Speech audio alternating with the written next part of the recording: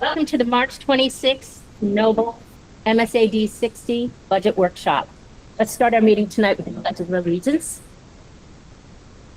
Pledge allegiance to the flag of the United States of America and to the republic which it stands, one nation, under God, indivisible, with liberty and justice for all. Thank you. Our Vice Chair will now read the public input statement. Thank you. The first public input session is a 21, are we doing 21 minutes? 10 minutes. 10, okay, with 2 minutes each? Yes. Okay, sorry about that. The first public input session will be a 10-minute session with each person having no longer than 2 minutes in which to make a statement, but a second public input session may be held at the end of the meeting if allowed by the board chair.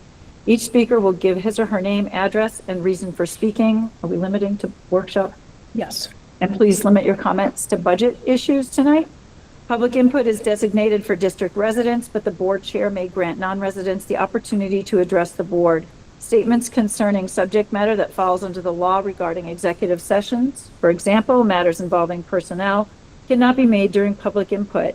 We as a community pledge to treat each other as we wish to be treated. We pledge to seek understanding when there may be disagreement. Regardless of outcomes or opinions, we pledge to move forward with respect. This is time for comments and or questions for the board, but please be aware that questions may not be able to be answered at this meeting. Thank you. We now invite the public up to make a statement.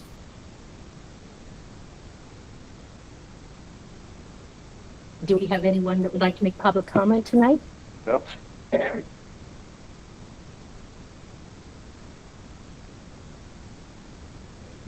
You're on. Yep, you're live. My name is Matthew Leggett from Lebanon. I just wanted to come again and speak about our academic performance in relation to the budget. I did 30 minutes of Googling, not that long. Found out that screen time is terrible for kids learning. So that's great. That study came out from NIH and Department of Education, both saying how screen time, utilizing that drops your scores terribly. I'm not a school board member, not an administrator, not a curriculum generator, but it took me 30 minutes to find that. Why haven't we been presented to say, hey, it's going to cost us $2 million to revamp our stuff, and we're going to scrap the iPads or Chromebooks? And the reason why is this study here. Why hasn't that been presented? We see declining academics year after year. Your job is to educate our kids. 30 minutes of Googling, not that long. Same thing with getting activity, being active outside. How that helps students learn, getting their blood flowing, and there's all sorts of reasons. You can look up the study on it. Where has that been incorporated into our curriculum? We have a great reading teacher over here. Thank you, Nancy. Has proposed curriculum to this board. I looked online. There's plenty of other curriculum options out there that will help our reading program. Where's that discussion? This board is more concerned about a go-around for a school because they can't get home and they don't like the traffic for $1.5 million instead of changing our curriculum, instead of educating our kids. That's your one goal. Education. It's not a new football field. It's not the best looking building. It's so kids come out of here and can get a job, support themselves, and do well in the future. That's the goal of the school. We fail. We suck at it. Our scores show it. Our seniors will tell you. What are we doing to change that? Every meeting we come in here, I've been coming since November, haven't heard one thing about changing curriculum or how we're going to improve our scores. Not one. Oh, we got rid of Santa Claus this December. Yay for that. What are scores up? So maybe we start talking about getting our curriculum better and doing better for our students. That's why we're here, to make sure they're ready for life after they finish school.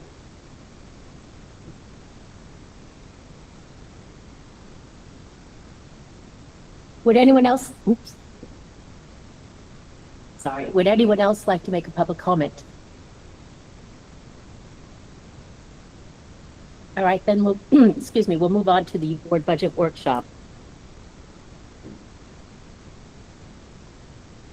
before we begin, if we could just have board members again, just state their name, just go around the table and state their name. Just a reminder that we are working to have one person speak at a time. Thank you. Marissa Tasker, Lauren Janicek. Kate Whalen, Peg Wheeler, Allison Hurley, Jerry Basco, Josh Tabor. Nancy Sewell. Melissa Sear.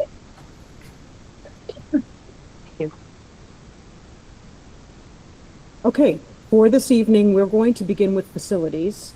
We had a list of discussion points from Tuesday, which we will get to after we talk about facilities, but Kevin is here.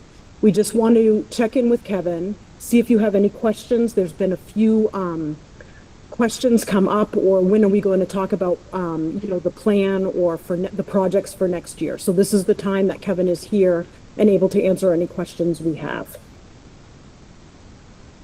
So that would be tab 8 and 9.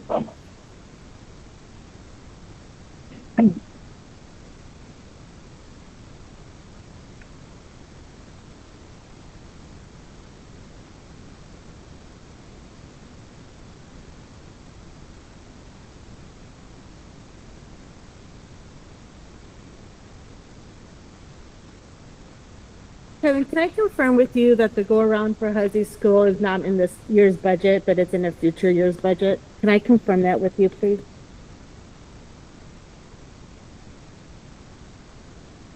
Can you repeat that one more time? I'm sorry.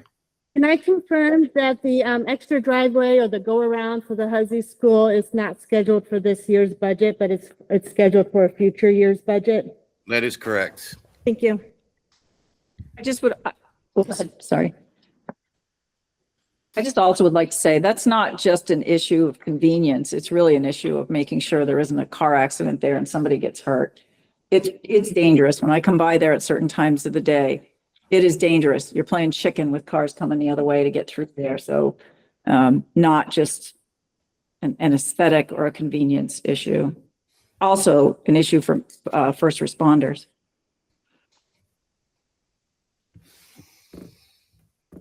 Kevin, is that part of the 5-year plan? Yes. And do you have a specific year for that? I think we had into the 28, if I remember right.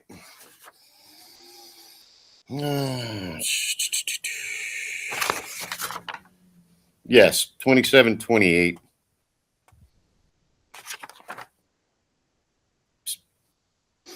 Go ahead, Nancy.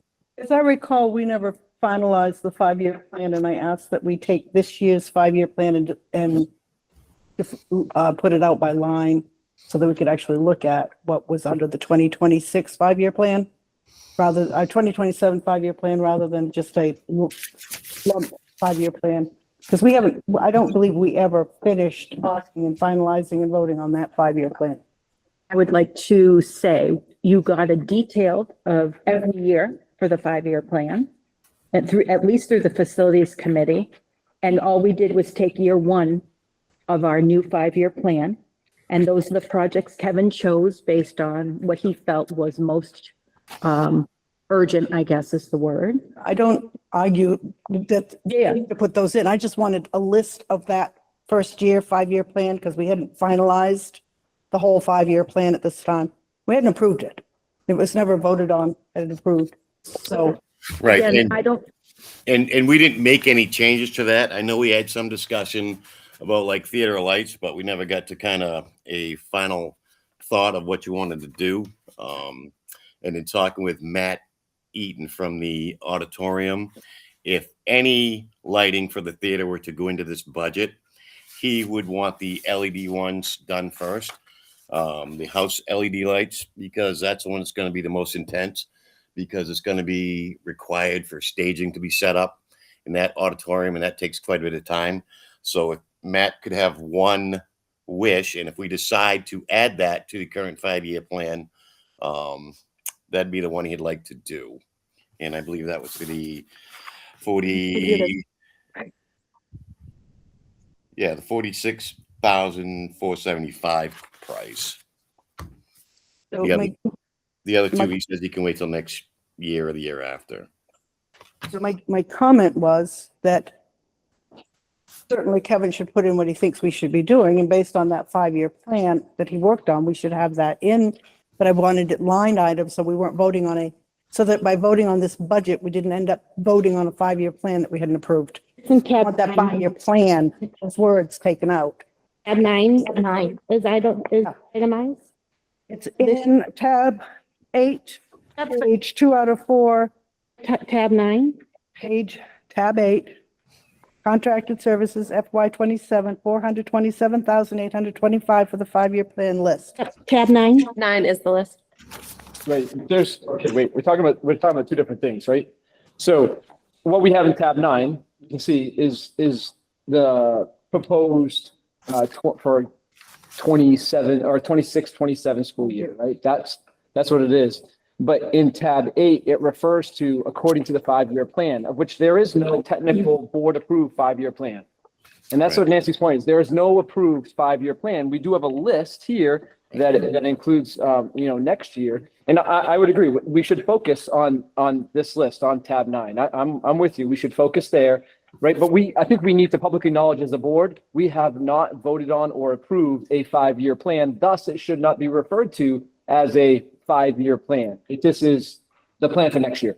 Can you help me wordsmith then? My goal on that sheet was to show that last year we had a CIP and a general maintenance list. This year, we are switching to a 5-year plan and we're taking year 1 of that plan. How would you like it described? Say proposed 5-year plan, does that meet the needs of people? Like, again, I think this process needs to approve the projects. Right. You need to be comfortable with the projects for year 1. Right.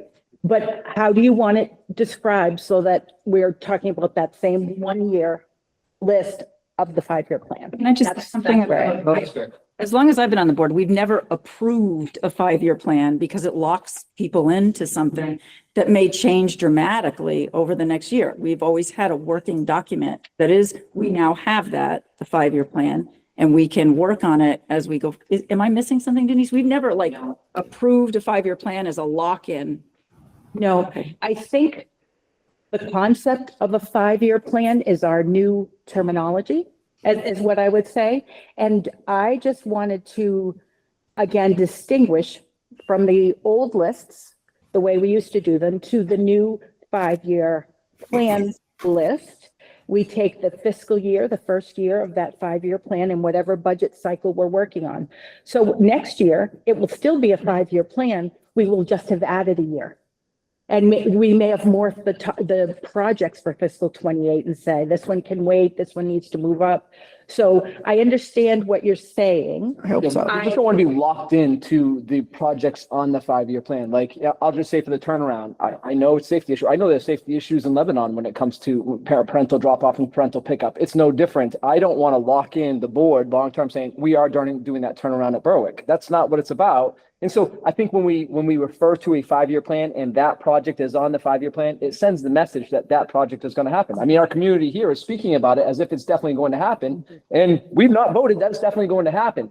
That's the confusion. And I don't know how to rectify I would that, say- Denise, I agree with you, but Proposed or drafted? I don't, yeah, I can say, working, how about working? work in progress. Working. Yeah. I'm not even gonna, what if I just say proposed facilities projects? There you go. Something along those lines. I just Just got on the right. change the terminology. It doesn't change our method. It's not something you vote on generally as a board. To your point, No, we we're vote on not this. locking in. We just want to come to a common agreement that, yes, we've looked at these projects. We understand these are the ones Kevin's are proposing for this year, and we're going to use those projects in the budget as we move forward. I think we're all saying Yeah. a similar thing. Thank you. I think in the past, we've had the document that has that has the years listed on it. And so we've been able to say like, okay, we should prioritize this or move this. So I think exactly to what you're saying is this is in here, but until we say, yes, we want all these things, like that is when we vote. But I would like to ask in the future, and I know we were given it separately, But if we could have, just for reference, all 5 years of the 5-year plan in our binder, just so we can look at the whole thing comprehensively, I personally would love that, please. Yeah. Would be helpful.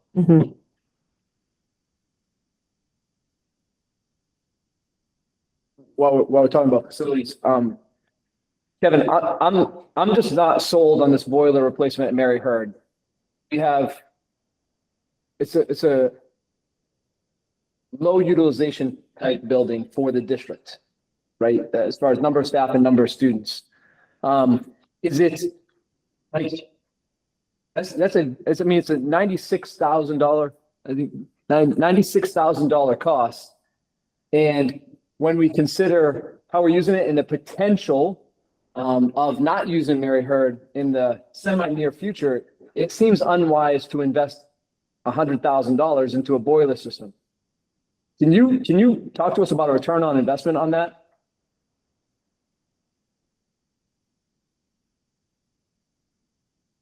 Wait, hey, Kevin, you're still muted. We can't hear you, I Kevin. see your hand signals, but I don't read sign language. I'm sorry. As long as that building is still on the MSAD 6 and we own it, we're occupying it, whether it's one person, 2 people, 10 people, 100 people, we still got to heat it. I mean, you still got stuff you got to protect over there. I mean, how long is the food pantry going to be there? I mean, as long as that building's going to be used, we've got to replace that boiler system. I had it in the last year to be replaced and it got bumped out. So now we're back to the spot where the Hurd School boiler and the Lebanon Elementary boiler are the same age, same type boiler. And they're both due. The thing is, the Lebanon one is a lot worse because that's the only boiler in Lebanon that heats that building. There's one boiler for Leb Elementary, and that one, and I haven't looked at the numbers, and I should, and I'll find time to do it, but I bet the run time on that Lebanon Elementary boiler is twice what MHA is. So with that said, it boils back down to what are we going to do with Leb Elementary? I mean, in the future, because if we're going to use that, you're looking at a boiler replacement there. If we're going to shut it down, then we've got a lot to talk about there too, because it's still going to be used by the town. I'm assuming it'd be used by the town still, or if they purchase it. I mean, we've got to replace the boiler system at Hurd School because we're going to be using that one more long term, I believe, than we are with Lebanon Elementary School. And when I say boiler replacement at Hurd, it's just not the boiler; it's the heating supply lines, it's the steam traps, it's steam valves, it's everything. It's not just replacing the boiler. That's a complete investment into your entire heating system up there with everything that's involved with it. So that's a question of, to the board of, all right, we're talking about shutting Mary Hurd down maybe in a year. Well, we've talked about that, shutting schools down before, and it's been 3 or 4 years. We've talked about what we're going to do with Lebanon Elementary for 10 years now. We've done nothing. So, I mean, you've got to make a common sense decision and say, look, if we're still using that building, whether it's going to be, let's say you close it down the year after next. Well, I don't know if that boiler is going to make it through another year. That's why it's been in there 2 years in a row. So it does need to be replaced. I mean, it's beyond. So Kevin, you're saying it's failure is imminent. Is that what I hear you saying? Correct. And this $96,000 is the most economical option the board has. Is that what you're recommending to us? This is truly the most economical option we have available to us? A building that's used by 30 staff members, staff members? It's it's the cheapest way out of it, but it also gives you another 20, 25 years. Either way, Josh, you have to have heat in that building. I mean, again, going back to what I just said, I don't know how long we're going to use it, and whether it's 1 kid, 2 kid, or how many people are occupying that building, we still have to heat that building. It's an asset for MSAD 60. If we don't heat the building, we don't replace the boiler goes down, then we've got to figure out how to completely shut the building down, or we're going to freeze pipes left and right. So, I mean, again, it goes back to what we just did with the HVAC. We've been pushing to replace stuff. You saw the presentation that BIMS and Mechanical Services put on. We had equipment out there that's 40 years old, but we kept making it work. But we're going to get to a point someday where it's going to catch us and bite us, and we're going to be in a bad spot. So $96,000 to kind of save, what's the value on the Hurd School? I'm just going to put 20 million. I'm just a number. I mean, to invest $100,000 into a building that's $20 million to save it from freezing and completely going downhill is really a common sense investment for the district, because it's still our building. We're still going to use that in some capacity. I thought it wasn't our building. Sorry, Josh. I thought it wasn't our building. I thought if we don't use it, it goes back to the Hurd family. Isn't that what we learned? Well, I don't know where we are with that. I mean, I haven't dove into that. I mean, there's so many, same thing with Lebanon Elementary School, with the way that was kind of passed back and forth between the district and, you know, whoever owned it before up there. I don't know. Right. I just think before we start calling things an asset, we need to make sure we actually own it. Well, understood. You're right. I mean, I agree with that statement, but also along the same lines, if we are putting student staff there and we're utilizing it for SAD 60 purposes, it's still our responsibility to make sure it's heated properly with equipment that's we know is going to last for a while. That's just the theory behind it. Like I said, it's been in there for 2 years now, and actually started talking about replacing that thing maybe 3 or 4 years ago. But we put it into last year's budget. Again, going back to, because now we have a 5-year plan where you guys are starting to see all this stuff that we're putting in. And we're not even touching the tip of the iceberg yet. Because going back to the comment I just heard about, you know, this 5-year plan is going to continue to grow. Every year it's going to be a 5-year plan. So next year we're going to start adding stuff that's going to need to be replaced in the year 2031, 2032, like the AC rooftop units at Noble High School that are 25 years old. By 2031, they're going to be 30 years old. And those are going to have to start being replaced. And those are already and I've already priced them out with our HVAC company. Those 4 rooftop units, you're looking at between $250,000 and $325,000 a piece. And it's 4 of them. Thank you, Kevin. You're welcome. Audra, who would we follow up with in the town to find out the status of Mary Hurd? I believe that Sue is going to follow up on that. Yes. Yeah, Okay. and she'll report out. Okay. Yeah. Kathy? I'm a little concerned that we're talking 2 boiler systems that are the same age. We have not closed Lebanon. We are not closed. We're not in any way, shape, or manner ready to close Mary Hurd. What happens if the boiler goes in Lebanon and the pipes freeze? Do we need to add another $98,000 to this budget today in order to accommodate Lebanon? No, Why because, not, Kevin? well, I'm going to explain to you. Oh, you better. I'm listening. So at Lebanon Elementary, as I explained, it's the same thing as a Hurd School. Mhm. So depending on what we do with Lebanon Elementary, and we know we're going to do something with it because we continue to talk about it. It's just a matter of what decision we come up with. The boiler at the Leb Elementary and the boiler at the Hurd are the same thing. Same type boiler. So the biggest problem with boilers are the sections in boilers. Some you have 6, some you have 8. Depending on the size of the boiler, you have different number of sections. The Lebanon boiler, because it's been so overworked, the boiler sections are starting to wear and tear. But with the Hurd School, if we replace the Hurd School one, I can use a couple of those sections that will still get us by another 2 or 3 years and put them into that Lebanon Elementary boiler. So basically, I'm using that Hurd School, if we replace that boiler at the Hurd School, to kind of make that Lebanon Elementary one survive with leftover parts and pieces for as long as we possibly can.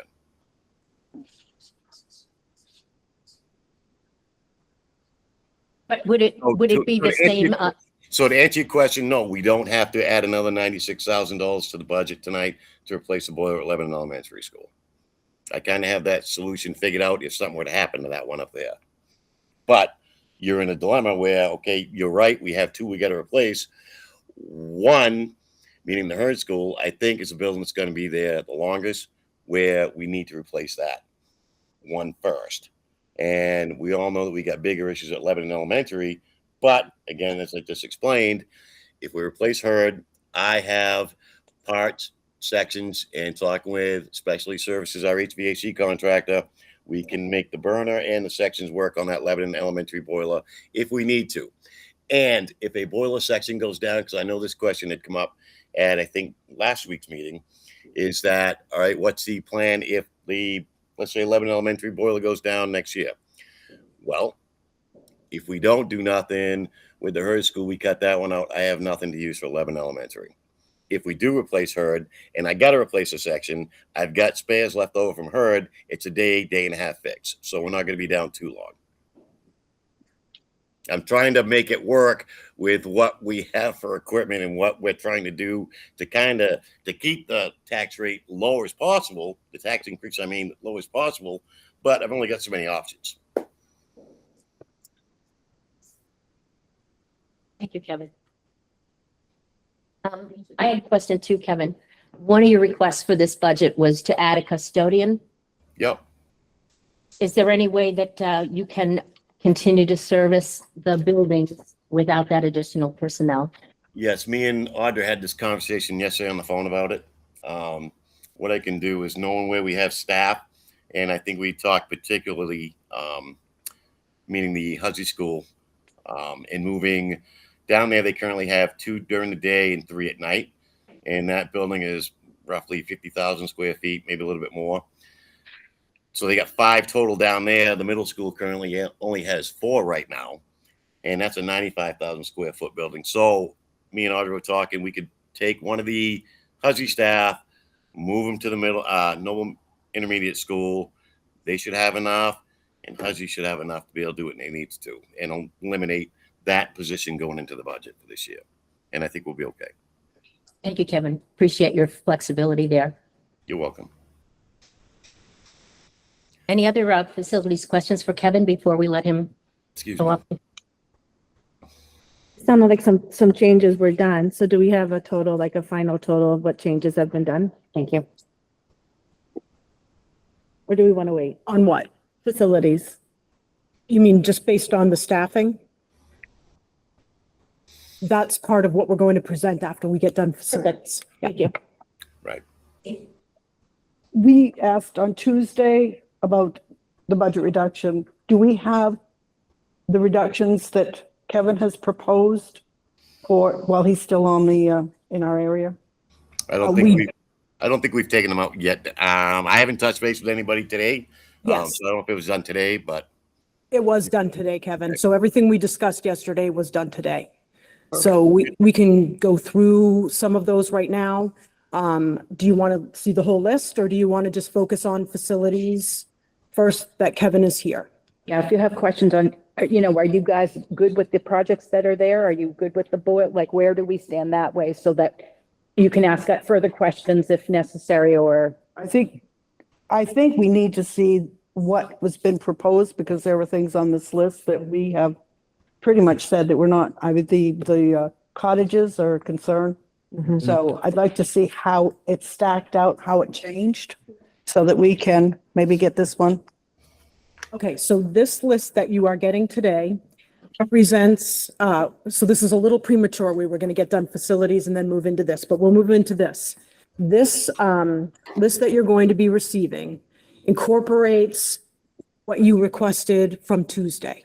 So we took the feedback of really trying to minimize the front-facing staff that works directly with students. We took into account the discussion and the desire for a literacy program. We took into account that big, huge range of what percentage we're looking to expenses, what percentage we're looking at to the taxpayer, the increase to the taxpayer.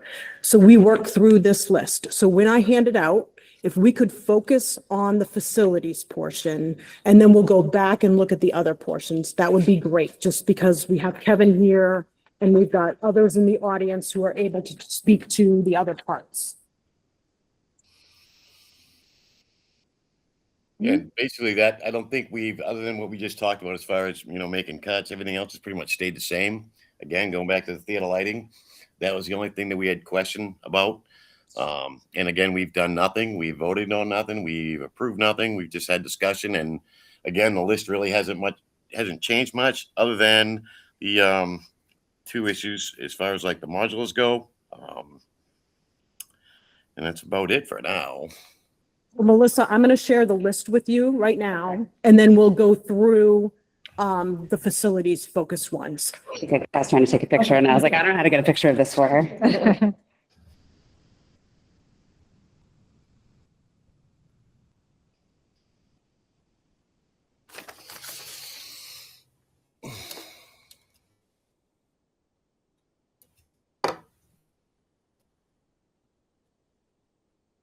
I mean, again, it's all a starting point. I mean, it's a brand new system, not brand new, but more redefined and clear vision of what we're trying to do rather than the year by year, like Peg had just kind of mentioned a few minutes ago.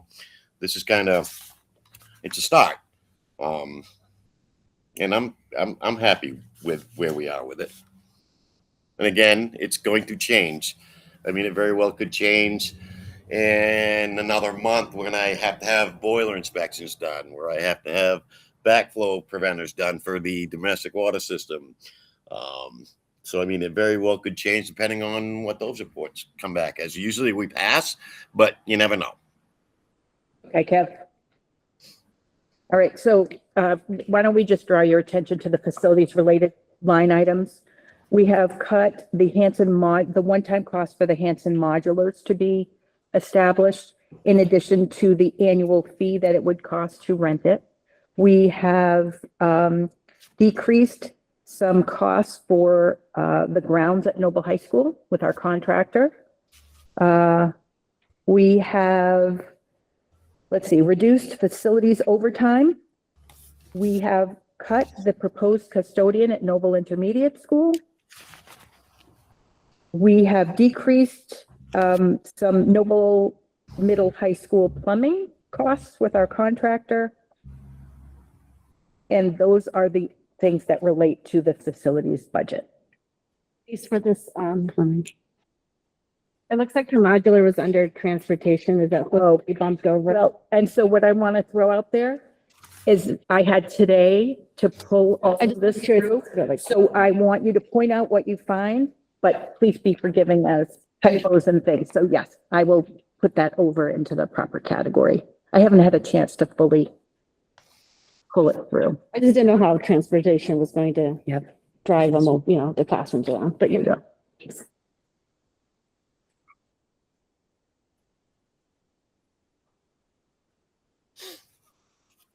So that would bump up facilities cuts more, right? By 50, around 50,000.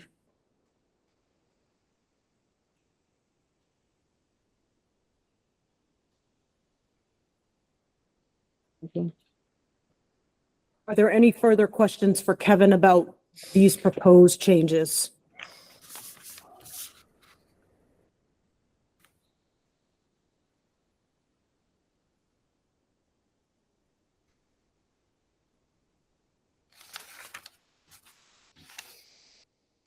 I like the plan. I think we did very well as a group, kind of put it together and getting year one started in the right direction. So, but I'm happy with it.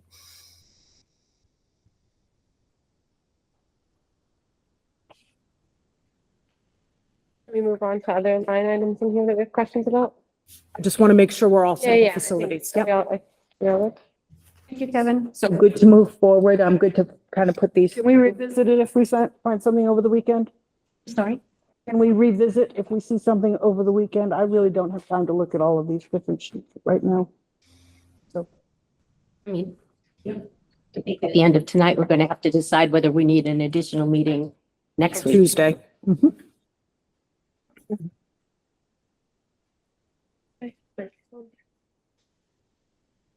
I'm just talking. Thank you, Kevin.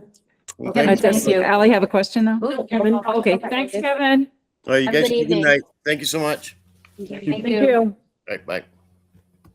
So the plan tonight is to go through this list. This is working on from Wednesday to today because we had a meeting on Tuesday. Again, the goal was to incorporate as much as the feedback we received was. And we're going to go through everything, and then we have the revenue sheet to go through as well. So we have a lot of our administrators in the audience to answer any questions. We have 2 meetings. We have a potential Tuesday meeting, and then on Thursday, you need to approve. So between tonight and Tuesday, a lot of work needs to be done. We know that you just received this information. We had a day and a half to turn it over. And that's why we are here to answer any questions you have regarding it. And we'll go from there. So do you want to start or do you want? Okay. You want me just to go through? Sure. Okay. So starting at the top. We currently through June have a pre-K grant and we have some categories there where we will have room to absorb some expenses. So our plan is to take the pre-K supplies for next year and use grant funds to purchase them early.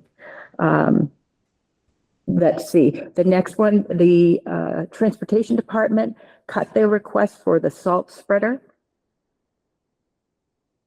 The next two, again, have to do with the modulars that were proposed at Hanson. We think we can accommodate the students inside the Hanson School building without having to have the modulars. So we have cut back on those. Again, a decrease to the grounds contract at the Noble Middle High School. We are proposing to cut one of our 2 math coaches. We are reducing the request for the assistant athletic director from a full-time position to a half-time position. We are proposing to cut the assistant transportation director position. We have 1 middle school English teacher position. We are going to cut the STEAM coordinator. We are proposing to cut it was a proposed additional teacher for Mary Hurd Academy. We're proposing to cut that position. We're reducing facilities overtime, as I mentioned previously. We have found $19,000 in tech software for the schools that we can cut back on. We are going to reduce the new teacher mentor stipends that's in the teaching and learning budget. We are going to move a behavioral social worker back from the Noble Middle High School to NIS. And we are going to therefore add an unfilled guidance counselor position at the middle high school. So moving one back to Noble Intermediate to help them, but it means we need to have a new position added for the high school. We are looking to decrease again some of our plumbing contracted services line.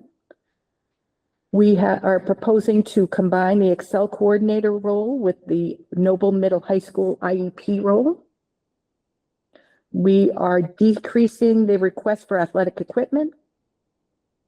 We are cutting a proposed middle school fall cheering stipend. We are adding a K-8 literacy program and decreasing some school office supplies. Those cuts total $477,000, making the new budget number $51,988,828.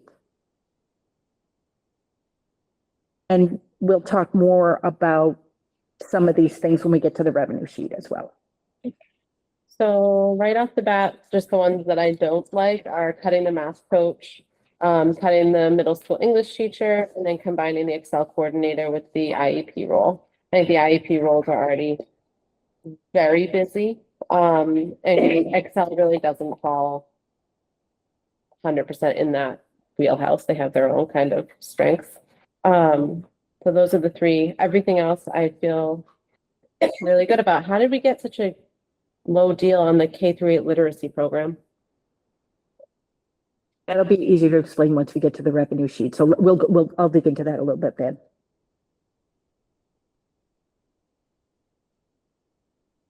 How are we getting all the students in Hanson? How's that working? Carmen's going to speak to that. I'm just a numbers girl. I'm going to defer to the experts.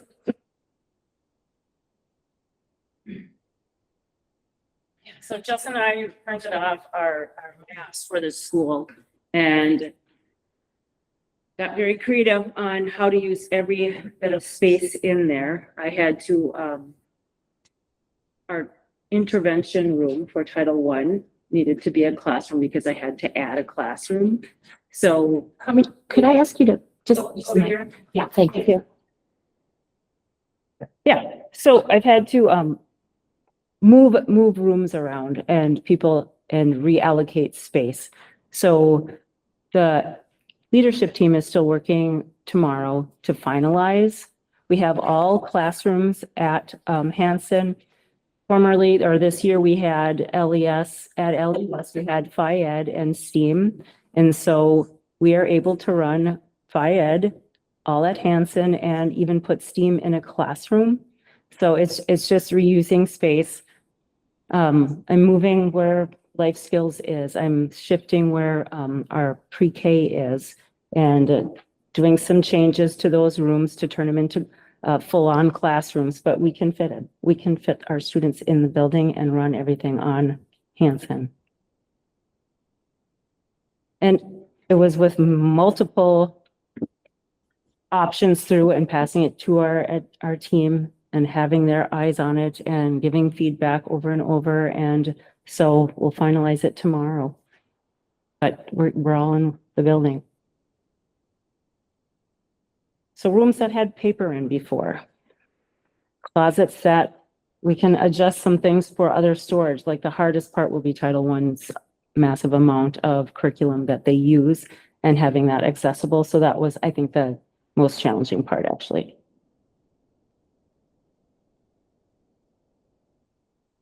Thank you. Thank you. Any other questions for Carmen while she's here?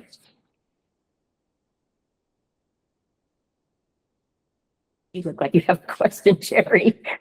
I do, I'm just waiting. But it doesn't have to do with Hanson. Thank you. Thank you.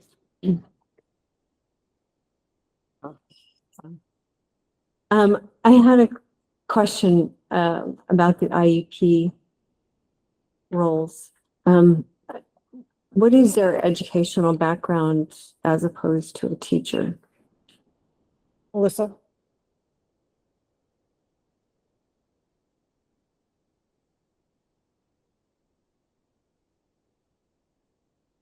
So our IEP court, or is this on? It's not. Not necessarily the coordinator, just IEP, people that are in IEP roles. What do you mean by IEP role? So Are they- is that what you're asking about? That person who's an IEP coordinator, what qualifications do they have? Yeah. So our IEP coordinators are experienced special education teachers. The IEP coordinators are on a teacher contract, and they're typically looking to get into educational leadership and have taken some additional training, have taken additional special education law, main law courses. And so they're sort of starting to work towards the administrative role, but are not fully into that role or ready to get that certification.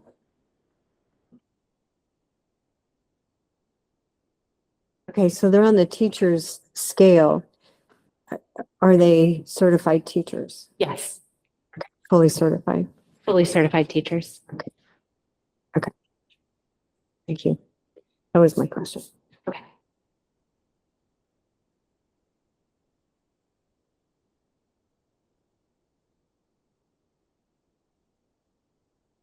Just going to spend a moment talking about Excel because it's come up a couple of times. So the information that you're getting is our current and identified students for Excel. And on the reverse of the page is the job description for the Excel coordinator.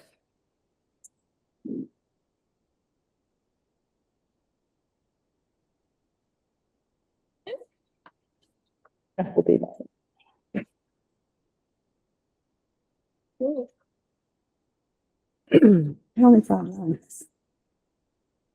give you a moment to look at this and then we can talk about any questions.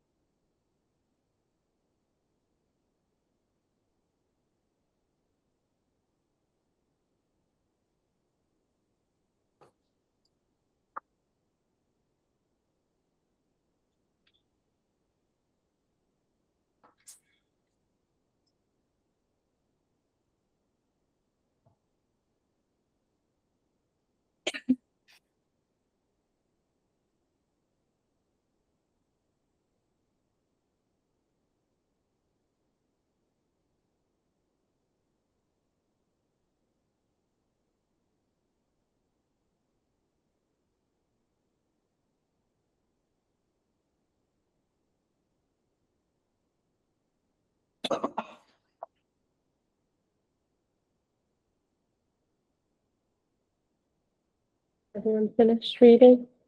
Okay. So I think Excel, I'm obviously a huge advocate for the Excel program. I think for Maine public schools in particular, Excel can be something that attracts people to our district. It provides like a really higher end learning experience. It's more of a private education in a public school setting to me. And as someone who has children who have been in the Excel program, it's a lot to navigate from one school to the next and all the different opportunities they have. I think losing an Excel coordinator is just another hit to our Excel program. That's kind of pushing it in a backwards direction. So I'm definitely not in favor for $15,000 for them to be able to do all of this. Seems like a very good investment in our school to me. So I would like to definitely move to keep that position in our budget. I guess I need a little clarification on the $15,000 because currently it's a stipend for $10,000. And when it's put in and working with another position, it's actually more time than what's being done now. So we had heard your concerns about increasing time. So the goal is to make this position more defined, working through with another position. And I guess I would speak to the 15,000. What we would need to do is allocate some portion of that person's salary to that. So I picked 15,000 simply as that was roundabout what it was when it was a stipend. It could be, depending on the time that gets determined, that it's more. But what you can see, all I did was have it come out of special education and go into regular education where Excel is recorded. Okay, so So it's in and out. Get it as it was being removed, so we're not. So it's in and out, meaning we're going to have an IEP coordinator. Some portion of their time will need to be allocated to Excel, which is a different budget category. So what I did here was I took 15,000 out of the IEP that we're requesting, that high school IEP coordinator or IEP role, and put it to regular education, which would be an Excel portion. So what we've done is, instead of having a separate stipend, the person who is this IEP coordinator, part of their role will be to spend time on Excel specifically. Okay, but we're not having one person in charge of Excel. Yeah, yes. But they're, I mean, they have a dual job. They have a dual in charge of IEPs, which are already overwhelmed at our school, and they're in charge of Excel coordinator. That's always historically how it's been. There hasn't just been, there's always been a dual role for an Excel coordinator. Either they're a teacher and a coordinator, or they're having a different job in the district and they're coordinating Excel as well. Okay, I just feel like IEP coordination is a very involved, I mean, because IEP teachers, coordinators are also teaching. The IEP coordinator would not be a classroom teacher. We're not pulling an IEP coordinator out of the classroom. It's a separate position, so they're working on coordination of IEPs, and then they'll be working on the Excel portion as well. All of the things that are in the job description for the Excel coordinator, that's what they'll be focused on for Excel. We can have Melissa come back to talk a little bit about the role of the IEP coordinator. That would help. And you really feel like this is going to allow that person to designate more time to the Excel program?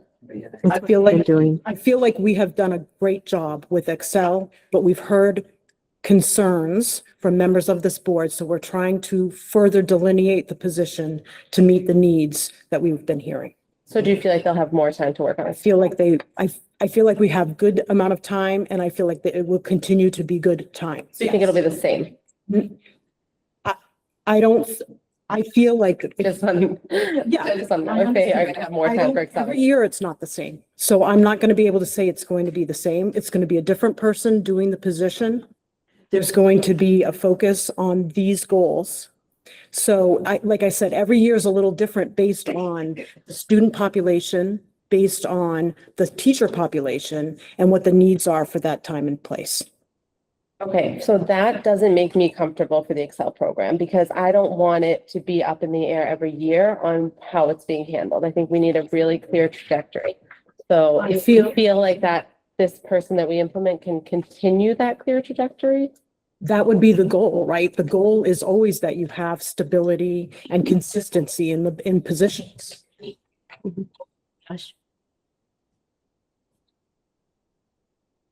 Thanks for providing the clarity on what the coordinator, Excel coordinator role is and partial role. I mean, if you read the key responsibilities, that's clearly part of a job. That's not a full-time job. So I'm supportive of that, and of it is right now. And, you know, Excel, I was one of those few lucky kids who did qualify and did Excel for several years, and I was grateful for the enrichment that I received, but it wasn't a completely different program. It wasn't necessary. Got challenged, and I was recruited by some very, very top echelon universities, and like, that's what we're doing. If we're wanting some sort of magnet program, I mean, that's a significant different thing that we're talking about. So my biggest concern is that I know that students don't qualify until the end of third grade, yet we are dedicating a lot. I mean, personnel, 103 students in all 3 buildings are on watch. I look at any other, like, from pre-K to third grade is essentially like 4 to 5 grades. We look at 4 to 5 grades, I mean, we're talking about 50 students. So it's like we're interacting with and working like twice the number of students who will actually qualify. So, you know, when we're looking at this budget, and I was just generally, you know, numbers wise, curious how, and we don't need to answer this, but I'm curious how a reduction of 477,000 actually gets us into the 3.5 range as far as school is concerned. So I don't see that percent here, and I didn't know if we had a percent what that is, or if we're waiting because it's a revenue discussion too. Got it. You know, so I just think it's one of those things.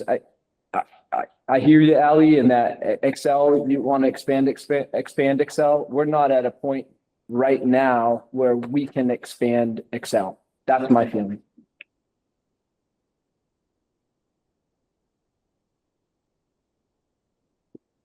Are you comfortable that our IEP management will be okay with this position being split that way? We have special education students that are twice exceptional. So we're already touching Excel in some ways through the special education department, looking at having our IEP coordinator be in the building where 50% of our students are, reduces some of the other coordination that needs to happen just when you're working with multiple buildings. So I'm very comfortable that we can look at the overall workflow being in one building and really make sure that not only is our IEP coordinator able to do their IEP functions, but also work with the Excel teachers, work with the students, you know, do those things that we want out of the Excel program. Thank you. What's the number of Excel students or Excel teachers that we currently have? We currently have 5 teachers, but they're not all full-time. Okay, yeah.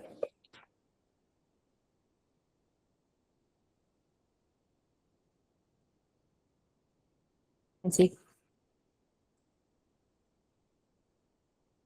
The 4th, 5th, and 6th grade students that are identified on those sheet, are they all academic? Is that the academic identified kids in those grades? And then as you go into the 7th, 8th, 9th through 12th, 65 identified for academics. Are they the ones that generally take the advanced placement, or do we have a specialized Excel program for them as well? I could have Principal Dufort speak to that.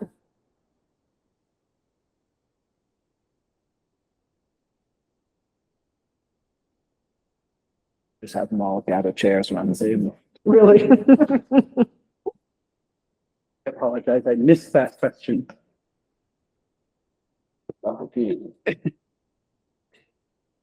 65 identified for academics at the high school? Yep. And the 14 and 19, well, those are different, but are they generally the AP kids? Or do we have a specialized program for Excel at the high school? We don't have a specialized program. We do have classes that are offered. So we have classes that David Parr, who's the teacher at the high school, will offer electives sometimes of students sort of based on students' interest or prior year's interests to dive deep into a topic. But I would say typically those students often are in AP or advanced classes coming up through. Are those like independent studies? Is that what you're talking about? Or is it? Yeah. Or does he actually run like unique classes with several kids in there? He runs unique classes. How many students are required to be in qualify to running a unique class? Yeah, I would say we're typically probably in those classes 12 to 15, but it's across all the grade levels. Yeah, and there may be a couple of students who aren't Excel, like, so we don't say you have to be in, but I would say the great majority are 80% plus are Excel students, but you may have 15 in there and 13 of them are Excel and a couple got teacher permission recommendations and whatnot, that it would be a good fit for them. So as I understand it, the vast majority of it, of students with GIEPs at the high school level are just taking, the vast majority of just taking advanced classes. There's not actual special programming for them. No, I mean, I think our twice exceptional kiddos may also be receiving some special education programming in. And how many students, are we talking like dozens or are we talking No. single digits? And Melissa, you tell me, I would say 10 to 12, probably like a 20% would be my number, 10 to 12 that are twice exceptional. 20% of the 65, yeah, so say 10 to maybe it's slightly less than that, 10 to 12 students. Yeah, I would say we have 2 or 3 per grade coming up through, 9 through 12. Thank you for clarifying. Yeah, no problem. As we continue to go through this list, I just want to give a specific note that we were hearing a lot of priorities from the board. And we also have priorities that we've looked at and really analyzed. And so while it may not be a perfect to everybody's, this is exactly what I wanted, we are trying to incorporate as much as we can without impacting the front-facing piece for the students, which was very important to the board, which is always very important. So I just want to make that point that we always try to move ahead. We don't try to go backwards. We try to move ahead, but we try to be careful and cautious for our community, for tax purposes. So right now, what we're presenting and talking about, this is what we feel makes the most sense based on what we were charged with the other night.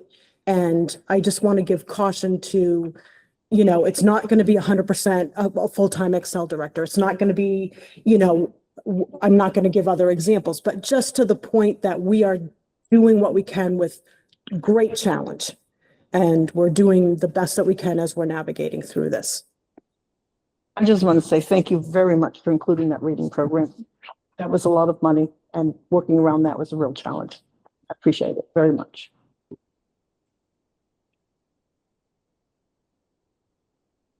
Sorry. Can you just talk more about the impact, since this is a new thing on here, the cut of a middle school English teacher and how that's going to affect, what does that look like at that school? Please. Sorry, Adam. Come on, get comfy. Yeah, absolutely. So that individual was a middle school teacher this year. So that's why it's coded that way. It's not going to be a middle school position. What it will impact, obviously there's impact to everything. It will impact some high school elective offerings, but we really think that the impact can be minimal. So for example, one of the things we're going to at grade 9 is from 11 sections of our courses, so freshman science, reading down to 10. So I feel like we'll get 1 back that way. So, the teacher teaches 5 of their content area, we'll get 1 back through that. We have a teacher who, due to their circumstances this past year, had to go to 4/5 time because of life things happened. So they'll be able to be 5/5 whole again this coming year. I'll gain an elective that way. We're continuing to see our students take advantage of early college opportunities at ridiculous rates, including, and this is the part I'm most proud of, and I know not super connected to the budget, but during the summer. Our summer enrollment for students taking classes, which is just crazy to me that, our students are taking that challenge of courses at the college in the summer, which is really cool. And also really cool because they're free for our district, which is a nice bonus that students are gaining these skills, gaining these credits, and we're not, the forward-facing organization that's having to provide them, which is a nice bonus. So we will make it work. Will an elective class be a little bit bigger because we consolidate from 4 sections to 3? Potentially, that's one of those things. Will there be a class that a 9th grader wants to take and sort of gets bumped to their sophomore or junior class to take, sure, it's possible, like those things, but we will still be able to offer, like, I'm very confident in what we'll be able to offer. And it will be more on the high school end. Our middle school programming is just very scripted because I think it's age appropriate in that way. So they don't have electives and things of that nature. There's some choices, obviously, around world languages and such. But for the most part, it's pretty scripted in middle school. So a middle school teacher that was going to move to the high school and then got a job within walking distance of their house. So it won't even necessarily be a person that we're sending away, just a position we won't refill. Can I ask about the math coach while you're here? Yeah. What does that leave you with? So it will leave one in the district, and I apologize. We get part of one in our building for grade 7 and 8. So I know they're shared. So I think certainly some impact. But I think this year was year 1 of implementing the new program. Those folks have been super helpful, invaluable in helping our staff, conducting observations and going in, being able, in our sake, our math coach covered a class a couple of times so that person could go to a different building and observe and see someone that was really knocking it out of the park. So those pieces happen. I think we've got a lot of learning in year 1. I think it sort of falls under, in a perfect world, we can absolutely keep 2 individuals busy, but we have to make choices, and that is something I think, given that we've made it through year 1, our individuals have learned a ton, improved a ton. It makes it so that it certainly is possible. I think we'll be able to keep moving forward. Thank you. I will ask our Director of Teaching and Learning to come up and speak a little bit more about the math coaches and the study. Mr. Dufort's here. Can I do that question? Sorry. So not on this list, but I had kind of asked Mr. Dufort, but I do want to just have a little bit of a discussion, adding in the music teacher at Noble Middle High School to give kids an elective option or more of an offering. I'm struggling with why we're doing that, but reducing the options at NIS by removing that entire health class. And so how does it make sense that I'm struggling to see the true need for, like, band and chorus kids are well served at Noble Middle High School. Do we truly need to add a music teacher to add another class when we're reducing core academic teachers? I need to be sold on that. Yeah, so I think for us, part of that is also, so it's not, I would just say it's not an ad for our building. It's a redistribution of resources. So with us moving to a reading program, the thought is that the reading and writing being together and happening in the same room with that program is the right way to be. So we wouldn't be offering sort of the core academics of reading and writing in grade 7 and 8. So that allowed us to redistribute the staff. And I think one of the things we're missing at our building, and I would say, for a high school our size, because our band and chorus individuals, they're doing 7th grade band, and I have it written here, 7th, just take band, 7th grade band, 8th grade band, jazz band, 2 sections of symphonic band, like that fills their schedule. So, we're at 12, again, let me back up, we're in 900 student high school along with the middle school, and we have no music electives.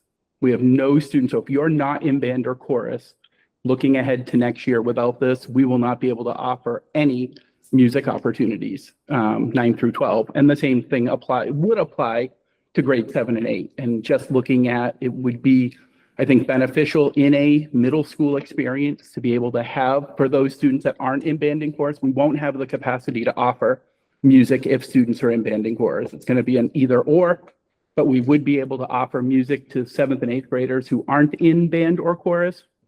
And we'd be able to gain back just a couple. It'd still be very bare bones, but we'd be able to offer just a couple of music electives for students, because that's also part of our visual and performing arts. So for some students in graduation, they look at, pottery or painting, and they're like, no, thank you. Whereas a digital music, if we could offer it, would be really nice. So,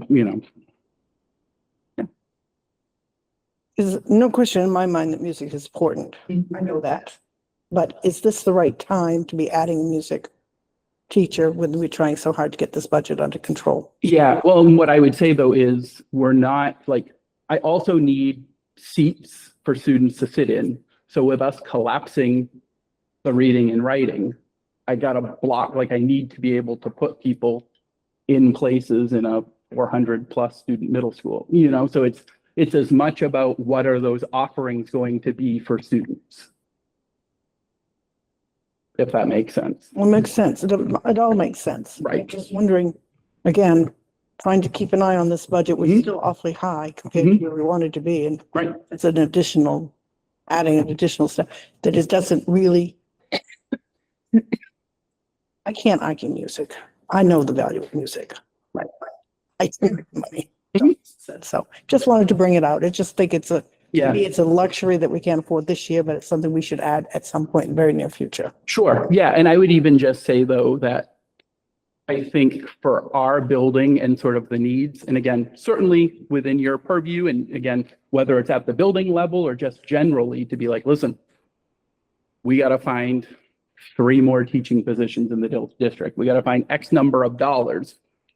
I would just say, again, there's always a number, like we all get to a number. We're like, you know what, if you said this number, that would have to go. What I would say is if we were in a position where I had to somehow work magic and shell game positions and offer this and take away that and do that, I don't think, in my mind, given our building, music wouldn't be the next one to go. You know, so that's You're currently 2 music staff members at the high school. total of 2, including the banding. They're basically just banding chorus teachers, but yes. Yeah. And if you had a third, how would the space be utilized? Because you have a band room and a chorus room, right? Mhm. Yep. So we have a room when the building was built, that is like auxiliary to that space. That's a classroom space. So we would use that classroom right outside banding chorus as like some general music or electives. How is that space used currently? Currently our main history classroom. But that we're going to, again, with the reading and writing piece in grade 8, with the, you know, inclusion of the reading program, we're going to have lots of moves. We're going to have lots of shifts. Yeah, to follow up, thank you, Nancy. You asked that very well as far as is it a luxury, because I guess that was the question in my mind. But when I'm also talking about losing classroom teachers, I'm not just talking about your school. Like we're losing sixth grade classroom teacher. Absolutely. And again, just course offerings, like I'm still struggling with, and this is not a you question, but still struggling with why we had programming for 5th and 6th graders with a health class and other offerings, and we're taking that away. So why did these kids have this year and now it's gone? And do we have a plan to replace that? / why are we taking something away that is not the same thing being added, but something else being added elsewhere, and just making sure that we're consistent with what we're offering the whole way through, I guess, and I guess why are reading and writing being split? I thought there was a lot of research that it made sense for them. I mean, I'm sorry, why are they coming together? I thought there was a lot of research that them being split was actually way more beneficial. I think the preliminary in going through some of the reading program, and Dr. Swiger can probably speak to it even better than I can, but there was some, it made a lot of sense. And what we can do, we're still going to offer writing. We're just going to switch the model. So in middle school, and again, I will take this maybe sort of a little bit of a high school focus that I probably bring to things. We're going to have one of our globals, one of our rotations in 7th and 8th grade is going to be writing. So it's going to be a writing intensive global course that kids take. So I find that in our sort of middle school setup, many of our globals are more, again, I don't want to say more academic, because there's so much that can be learned from any of these areas. And I don't want to sort of prioritize one over the other or anything like that. But, you know, one of our globals that we're looking at for next year for our 7th graders is looking at data, analyzing graphs, understanding graphs, because that's an area we see that students through math are struggling with. And that is going to pay amazing dividends all the way through their high school career with looking at math. So that's going to be a global. So I think sometimes people are like, oh, globals, those are, you know, and again, I think looking at graphs can be fun. So I don't want to say it's not fun, because I would argue that. But I think it's not so much, you know, downtime, if you will, or however that may be perceived. Thank you. I'm sorry. No. So are we still going back to the intermediate school, right? And I asked, the reductions at that school, we still have those in place? We have, if you look at this list, we we moved the position of the behavior social worker that was going to go up here to the middle high school, back down to Noble Intermediate School. What did we do with the phys ed teacher and the art teacher? The art teacher did not move. Is that in health? The health teacher's going up to the middle high school. The PE position remains cut. So probably have too many positions. There are social workers staying. The data entry literacy person, is she staying at the middle school or going up to the the intermediate school or going to the high school? I can have Principal Archambault speak to this. She's not currently in. The one position that was added out of the 6 positions that were taken out from the first draft was the behavior social worker. So all those other positions were not added back in. That includes a 6th grade general instruction teacher. Correct. Before, one more question for you, Audra. I thought last year the instructional coach at the middle school, I thought on the sheet that we got with staff, there's an instructional coach listed for the intermediate school or what is it? That was cut last year. Yeah. That was cut last year. But she's still on the list as an instructional coach that we got this for staffing, the staffing. And list. that was an error. I can look at that while Principal Archambault. That is just, Can you ask your question again, please? no, because I forgot. That was my question. What's the Oh, data entry. data entry literacy person? Where is she going? So there would be a reduction in force in that role. So So that's just a riff? correct. Position is rift. Correct. The person is doing, what about the person? Sorry. Yeah, like we got to work through that. There's a process there, and I guess the biggest question is the staff position cut across the district no more, or is the person being utilized? Like, I think that we can for utilize. me as a board member, you staff the way, I just need to know, is the position no longer part of our budget, or is it part of our budget in a different way? So the position's not part of our budget, but there's always, Wait, so how's the person get paid? In fiscal 27, that position has been cut out of the budget. Okay. And so, Thank you, that's clear. and so what will happen is the normal seniority. Yes. Now, thank you. That makes sense. And I assume the instructional coach is also gone, although you're going to verify that. they're definitely gone. Yes. They're gone, and I'm looking at the staff list that you were provided, and I don't see that on this list, but I'm going to continue to look. If it's gone, it could very well have been my mistake this morning. I was rushing through this too, so trying to figure something out. They currently do not have that position, and it was taken out last year. Oops. If they also have 2 music teachers, are we going to keep 2 music teachers at the 5th and 6th grade? Yes. So there's a band teacher, and then there's a chorus / modern music. And so because of 5th and 6th grade, the elementary kids are going to get a music class every week. 1 music class every week. Correct. So it's just part of like the elementary special schedule. So there are 5 specials, 5 globals. And so one of them is music. 1 general music, 1 band. Correct. Okay, thank you. One general music, and then if they do both, then they're 3 pullouts.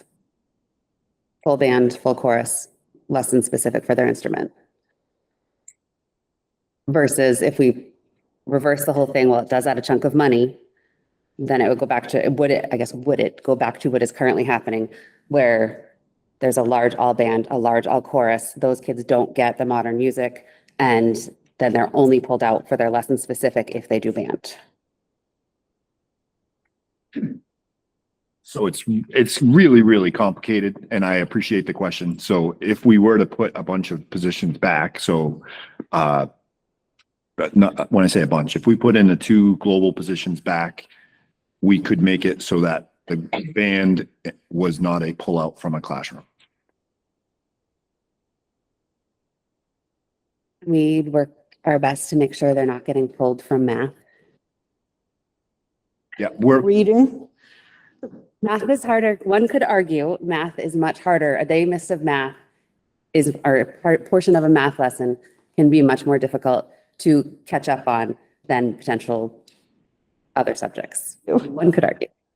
I'm sorry, but it was my understanding that reading was sacred and has been sacred for many, many years. It should still be sacred. So just saying. So should math. Reading and math should always be sacred.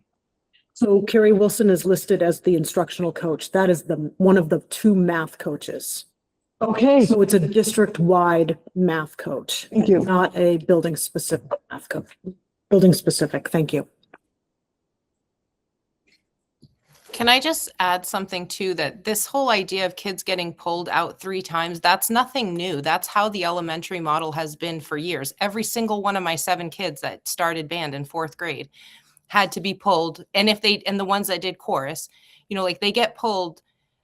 So I just want to make it clear, like, this isn't new because of cuts. This is historically how the elementary school has done things when they start band and chorus in the 4th and 5th grade at the elementary level. My experience with my kids has they've only been pulled twice. And then as a concert gets closer, they get pulled a 3rd time, but not 3 times every week all year.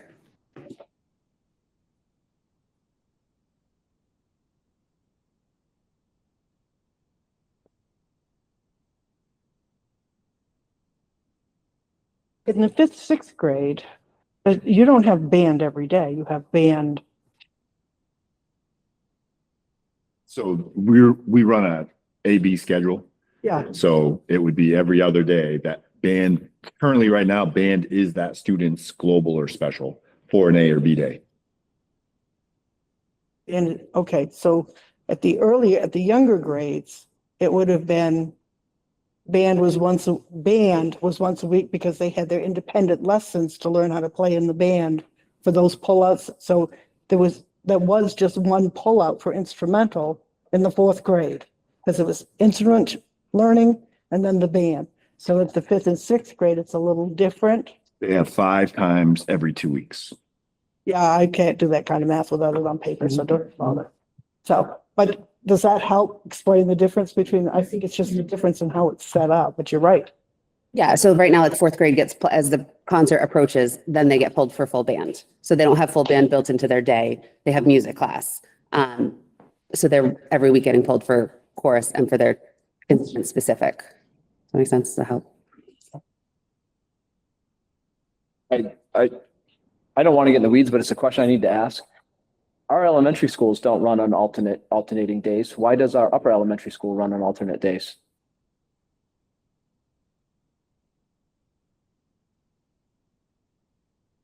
So originally when it was the middle school, it was really about trying to get globals in, trying to give kids multiple options for globals with our schedule.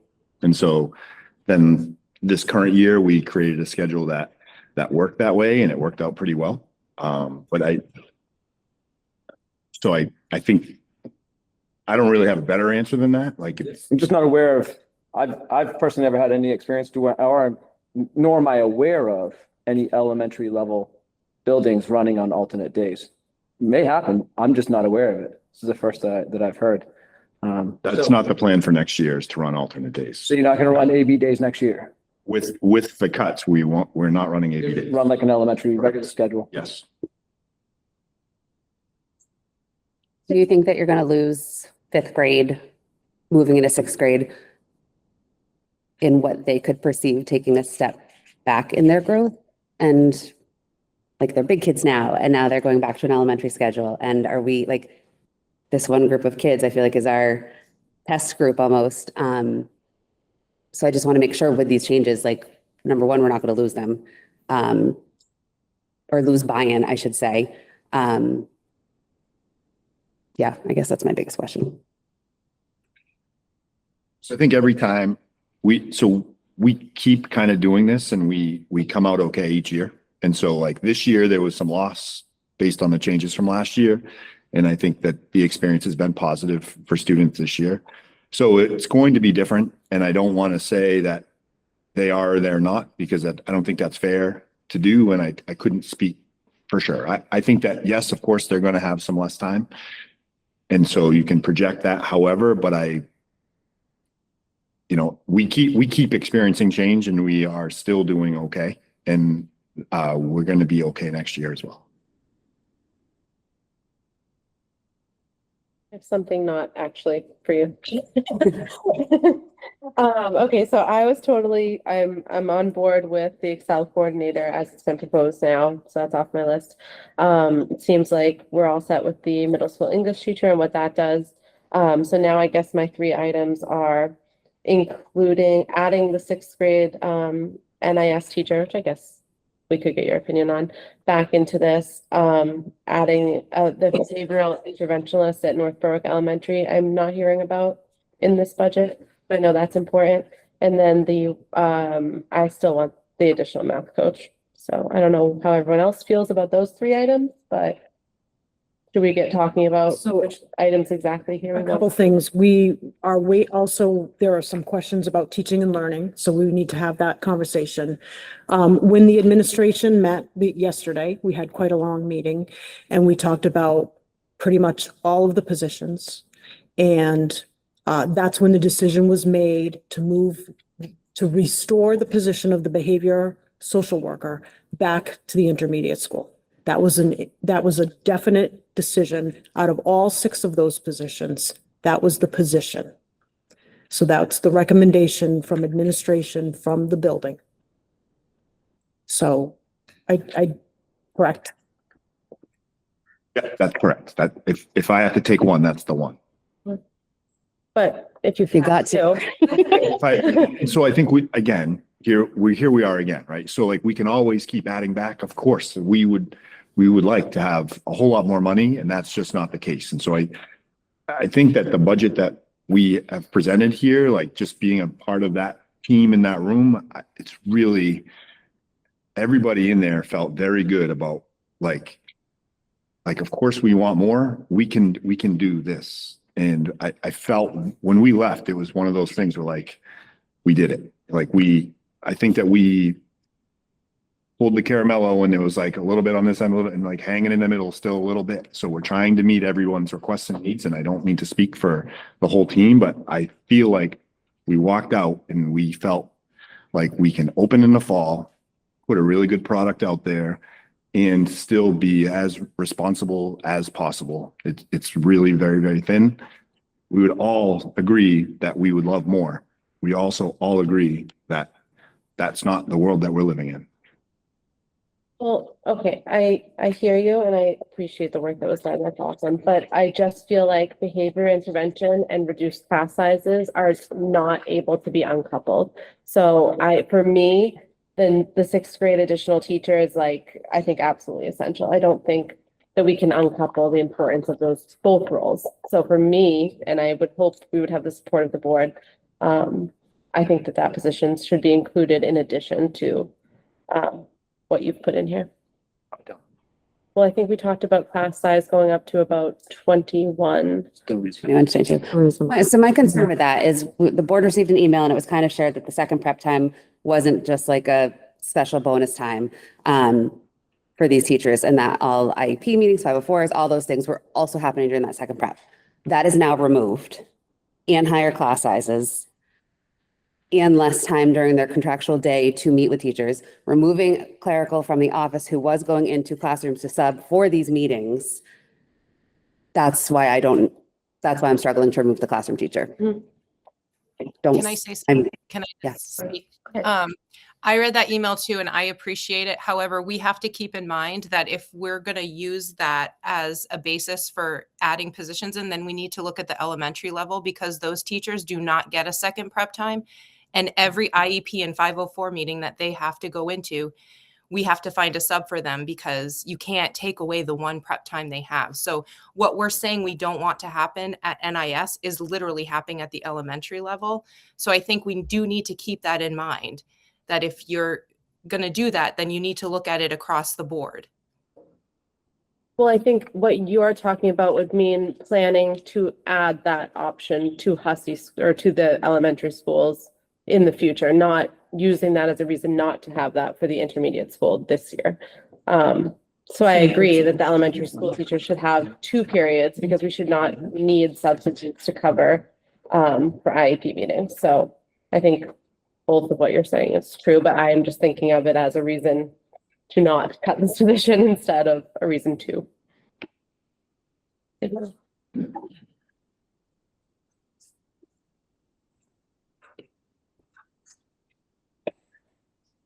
The 2 globals at the intermediate school bother me tremendously because of the reduced instructional time in the content areas, and it is reduced. And you get these kids moving around, they get them shuffling around, get them settled in, get them moved around. You really lose a lot of time. I don't know how much time you have for lunch and your wellness, but when you start subtracting all of that away, we did it once, and it gets down to our class time is very small with 2 globals. I think you would agree with that. Would you not? Well, you don't have to if you don't want to. Because There's something for us like that. yeah, but the globals, I mean, at those academic periods, you don't want to keep shortening them. And it's true what Melissa just said. What you do for one elementary school, you've got to do for all. Do we really want to do that? Reduce all of our academic time for the K3, pre-K? It's not just one thing when you add a 6th grade teacher. It's huge. It snowballs. And, just it pains me, our administrator said he doesn't need that teacher. So let's just listen and trust. We did before, we can do it again. My hat's off to you. And watch. I think that's what we need to do. So for class size, just to recap the class size, with 9 sections for 6th grade, there would be 6 sections of 20 students and 3 sections of 21. I would give my ITs to have that size to teach, quite frankly. You know, we've come a long way. We've reduced class sizes by a tremendous amount in the last 10 years. It was 25 in my class, 6th grade, so that's hard. Question in general, among the elementary schools and NIS being included in that, how are we doing for having the amount of subs we need on average? Is it consistent across all? Do we find that we are better off in the pre-K to 3 schools or pre-K to 4? Like, what does that look like? So I think a couple of things. One town fares better than others. Flu season is hard no matter where you are and what school you are in. Sometimes the upper grades have harder times finding subs. Sometimes they have easier times finding subs based on content specific, because when you sign up to be a sub, you can say, I want music, I want math, I want literacy. Sometimes it's harder to go into the younger grades because the experience is at the older grades. So it's hard to say, except that flu season, it hits everywhere. And there are times that our buildings are very short. So ed techs are subbing, secretaries are subbing, principals are subbing, other administrators are subbing. So yes, that's what I would say. I think everybody has their fair share of challenges with that.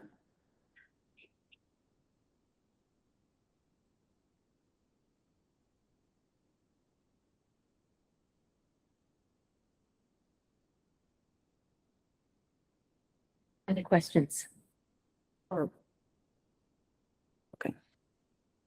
Thank you. Thanks, Mike. So we'll talk about teaching and learning. There were a couple questions about the math coaches as well as the stipends for the mentors for mentoring new staff.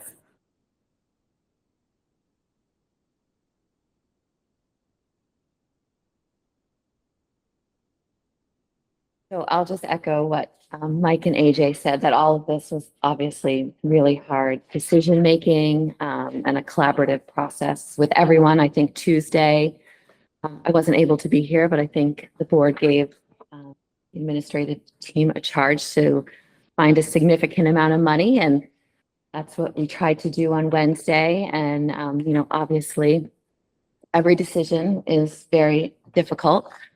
In thinking about the math coaches, our conversation was around that, in fact, they've done such a good job that our K-5 teachers are in a better spot in terms of math instruction. We've had our curriculum for longer. We did have an update a few years ago, but the math coaches have done so much work in terms of helping them unpack their units, really helping them align their scope and sequence, doing coaching cycles, collaborative scoring, aligning the report card, providing training to new teachers.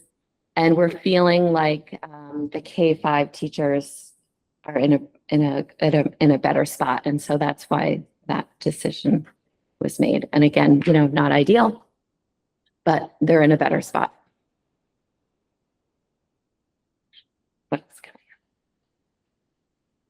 Do you want to talk a little bit about the mentor, the piece, the stipends that we do? Stipends, yes. So a few years ago, we used to have one person who was the mentor. A few years ago, we switched to a model that was similar to the middle and high school, where teachers were mentoring one or two. And I think several years ago, we were having a lot of attrition and we were having a lot of new teachers every year. And luckily, that's not happening anymore. And we don't have as many new staff members. And so we don't have a need for so many stipends. So really, that was just a reduction, talking to the building principals. How many new teachers will you have? Of course, stuff happens over the summer, but they all felt very confident in the number of mentors they will have their buildings to support their new teachers. That's what that reduction is. I had a question about the 154,000 for the literacy program. Yeah. I feel like a lot We less. can do that. Okay. Well, I think what we'll do, we'll have Shannon stay and we will pass out the revenue sheet. So again, we'll kind of go through the changes.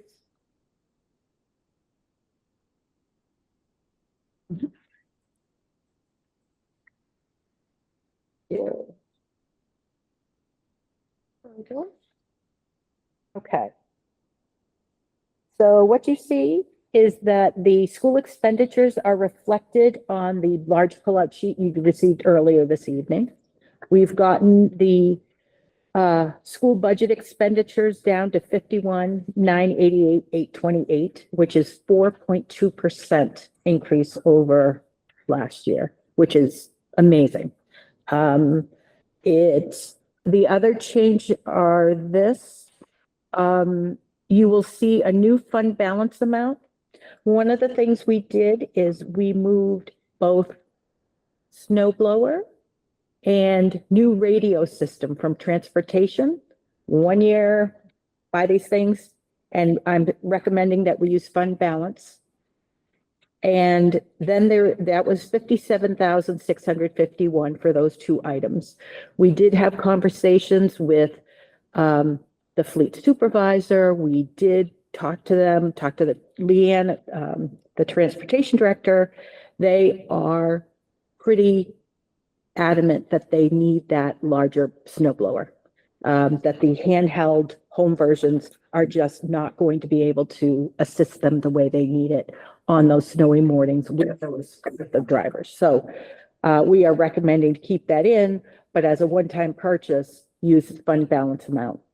The other thing is with the new literacy program, we have a couple options. Again, we haven't locked into one. They're still investigating their options. three different programs, I believe. And, what I think Shannon and I tried to do is put a placeholder in that was representative of, what the costs would be. And, let me just pull up something here.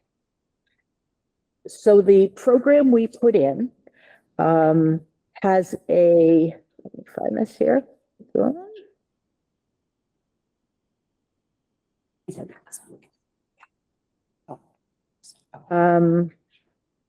Has a cost of approximately, 549,000.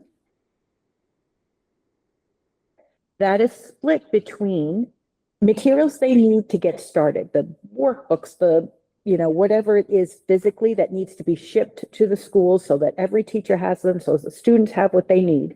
There are one-time costs of approximately 120,000. So what I did was put that under fund balance as well. It is a one-time purchase to get this off the ground. It is the right use of a fund balance. These costs of 120 would not be recurring.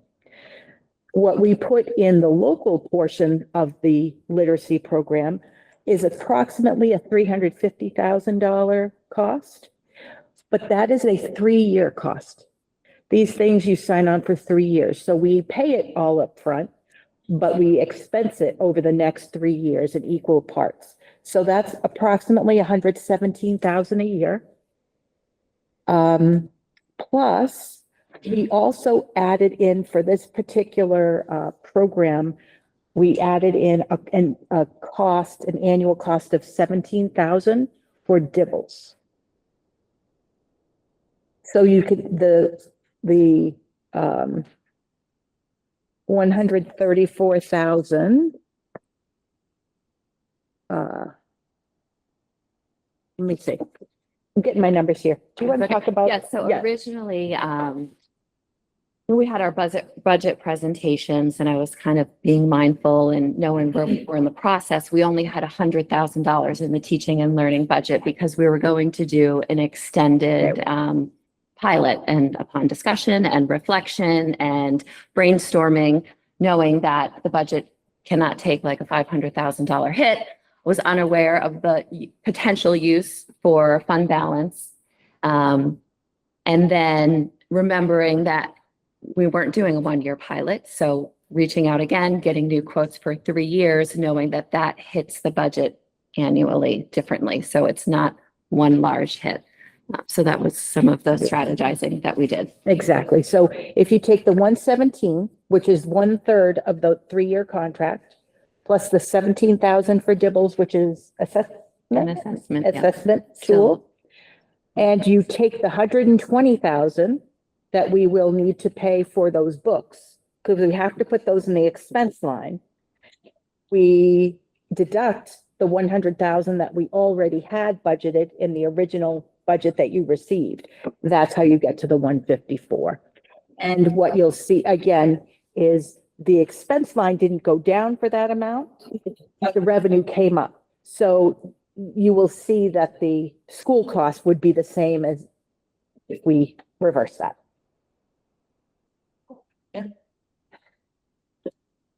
We have, and I think it's K-3 right now, the Bridges to Writing.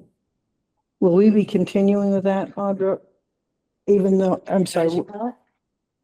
Bridges to Writing, Haggerty's. Oh, the Haggerty. Will we need to replace that with this new reading program? We won't need to replace it. It will be an amazing supplement. The teachers will already have those, the materials in hand. We won't keep replacing the digital access, so it won't be an additional. And the workbooks? Yeah. We won't need the workbooks either, right? But they'll continue. That's a great. Yeah, it is. They've had great, especially with the grammar piece and everything. That What is it, number 2? Yep. Dibbles. Yes. What grade levels? I have a quote for K6. K6? Yep. Nice. And is that the Dibbles online, or is that, Dibbles, a KDR, whatever it is, or is it Dibbles next? It is part of the Amplify M class. Yeah. The Dibbles next is cheaper. Mhm. Have you looked at that? Yes. Okay. we explored this because Amplify was one of the programs we're also looking at. So it was just a natural fit for this because they let us do it for free, but yeah. It was half the price of the two are, Yeah. one's 50% less than the other one, so it might be worth looking into. Just say, Is the difference between one of those, one's on screen, one's on paper? yeah, I think it is. One is manual and one is, the Dibbles next is, oh, boy, it's been a while. Yeah. One is on screen, Yeah. one Yeah. is face to face, but they're all face to face. There's always there's an adult. Yes, one-to-one. Yeah. Like, it's Yeah. just, So it's creative strategizing. With whatever reading program you choose, will there be annual costs such as annual student workbooks?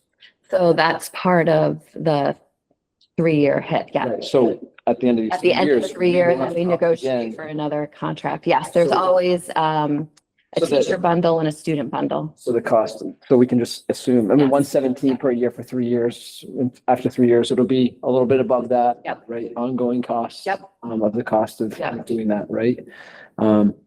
The, let's see how to ask the question, right? Now, it's not meant to be complicated. It's just, okay, so if we move forward with this reading program, right? It's going to take work, professional development. Do we have professional development set aside Included. specifically for this? Is it coming out of Title 2A? I know Nope. Title 2A is meant for professional development. Is that correct? Yes. So if we're not using it out of our professional development grant monies, where are we doing professional development out of? Well, it's part of this quote that Oh, they, yeah. that comes? Yep. Okay. Yeah, so I mean, again, the same question is why are we not using Title 2A money for that professional development? That's what it's for. The second thing is, what can we expect for to start moving the ante? I know and this is related, I'm gonna say it's related to the math program, right? We've been doing the math program for how long at the K level? Right before COVID, we started the old Eureka and then So we'll not count 2020, right? Or the hybrid year, So, you know. yeah, that's 2021, right? So since then, since 21, it's been 5 years or so we've seen implementation. When do we expect to see like above 80% of our students performing? If we've been doing this curriculum, this math curriculum that was so good, we've been doing it for 5 years, people have been trained for 5 years, we've had math coaches in place, and we're not at 80% yet. Kindergartners are now fourth graders. Like, do you see the bigger question? Like, when does the investment of the communities start? When do we get that return on investment? It's a significant investment. This is a significant investment. We are having to make very stressful decisions here to get here. Like, I want to understand return on investment. There's no reason why 80% of our kids shouldn't be there. And I have yet to understand why. I think it's curriculum, but then it's like, but the math curriculum we've had for 5 years. I know this is big and maybe this needs to be an agenda item for another night. Okay, I recognize it. But at some point, we do need to start talking about academics in a very significant way and figure out why we're not 80%. If Quaggat year after year after year says about 80% of our kids should be there with tier 1 instruction. Why isn't it happening? And I think that is a critical question for this board. It is related to money, absolutely. I would love to think that this community is going to support tax raises on a regular basis, but unless we get a return on investment, I think that's going to be a hell of a fight every year.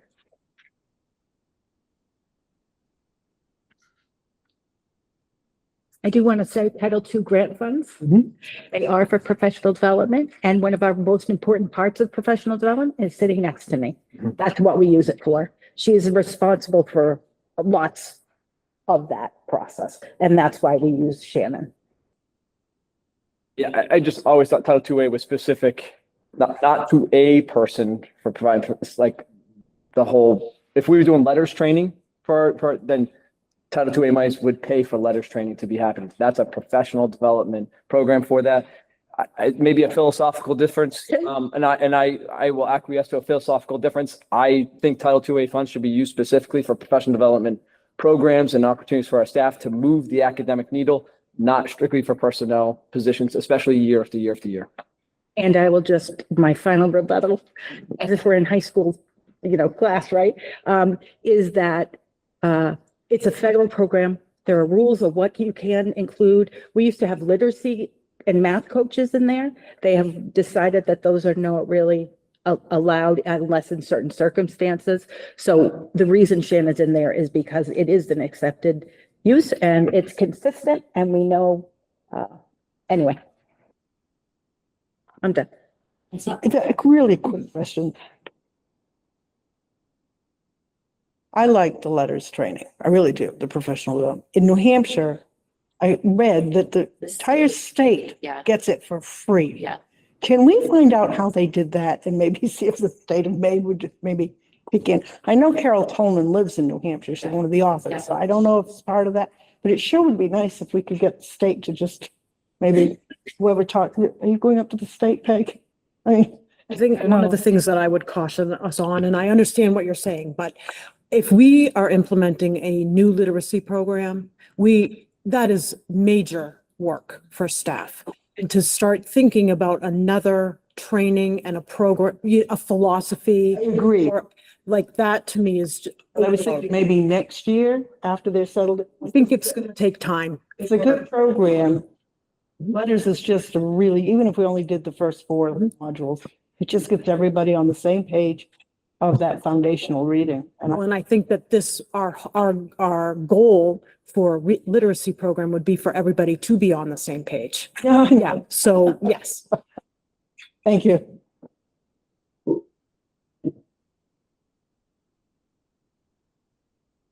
Marissa? So you were talking about piloting. Thank you. A few, so you have it narrowed down to one? Nope, we're still in the thick of it now. But what's allocated in the budget will work for Whichever one you choose. Okay, thank you. And to that, so this would be for full implementation. And teachers were on board with that? So I did send out a survey. Thank you. Because I think Melissa had talked about it. And 76 folks responded. 58 were excited and ready to go. And of the 17 that were hoping to have more time to do an extended pilot, the majority of those 17 were our upper, like grade 6 through 8 teachers. So I'd say our lower elementary seemed much more excited about it and ready. We've also had more time Yeah. to work through some of the piloting.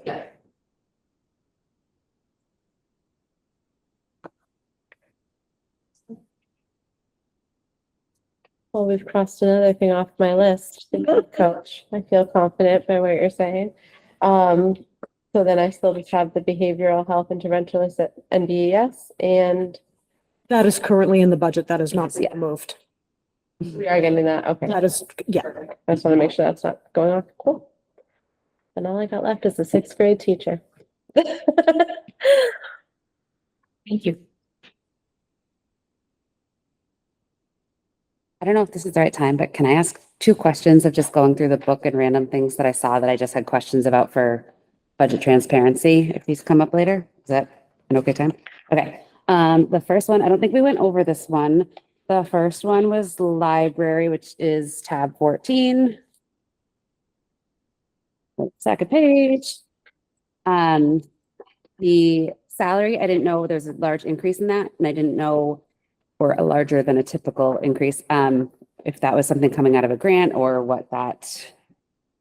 So we had our longtime librarian announce her retirement. So we put in an unfilled position for the librarian, and the person we hired just was a higher on the scale than we had budgeted. Perfect, thank you. And then the other one was system administration tab 23. Same line or administrator line. The increase for administrators seems very small compared to what we've seen with contractual raises for those 3 positions. And I didn't know why, or if something was changing with those positions or what that was. That for system admin, you said? Yeah. So of the 3 positions, there is 1 position with a 3% increase and 2 positions with a 0% increase. Thank you.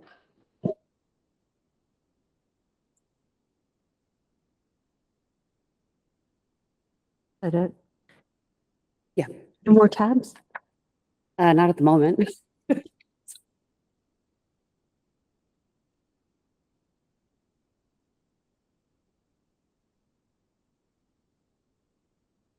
You just repeat, so it's a 4 what did 4.2, that's the overall to the towns. Not just. So currently, we have 4.22 expenses. So our expenses are increasing by 4.2%.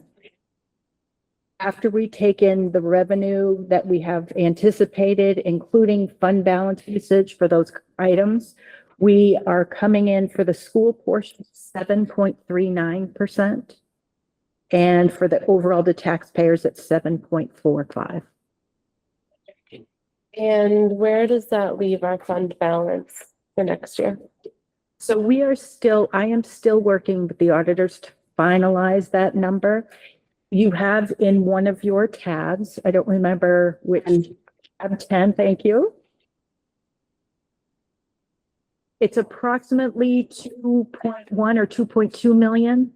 And that is, again, much higher than we've had in the past, where we were kind of shooting for that 750 to $1 million range. Do you know what percent that is of our overall I budget? don't have it off the top of my head, but I can get back to you. What you have for the anticipated was 1.7, and that would have been a 3.2%. So And again, that's a process. We are working to build that. But I think in this case, we are not going all out, using as much as we can with this, but this proposed budget. I think we're using what we need it for. It's still a healthy fund balance for next year. Still a healthy fund balance. In previous years, 3%, prior to COVID, 3% was the max. You couldn't have more than that. So that we are there is good. And each year I hope to build on that now that the new 9% is. I know, my goal is 4 for this year, but that's. We're close. We're very close.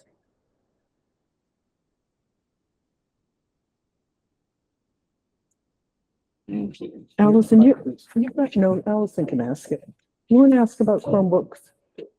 Oh, I thought you might. yeah, well, we can. Had we discussed the total cost for one-to-one Chromebooks K through 3? Is here. She was earlier. Yeah. I know that's she a is. lot of She work is. to take out just K through 3 for that. But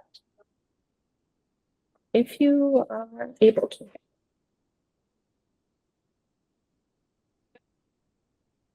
Yes.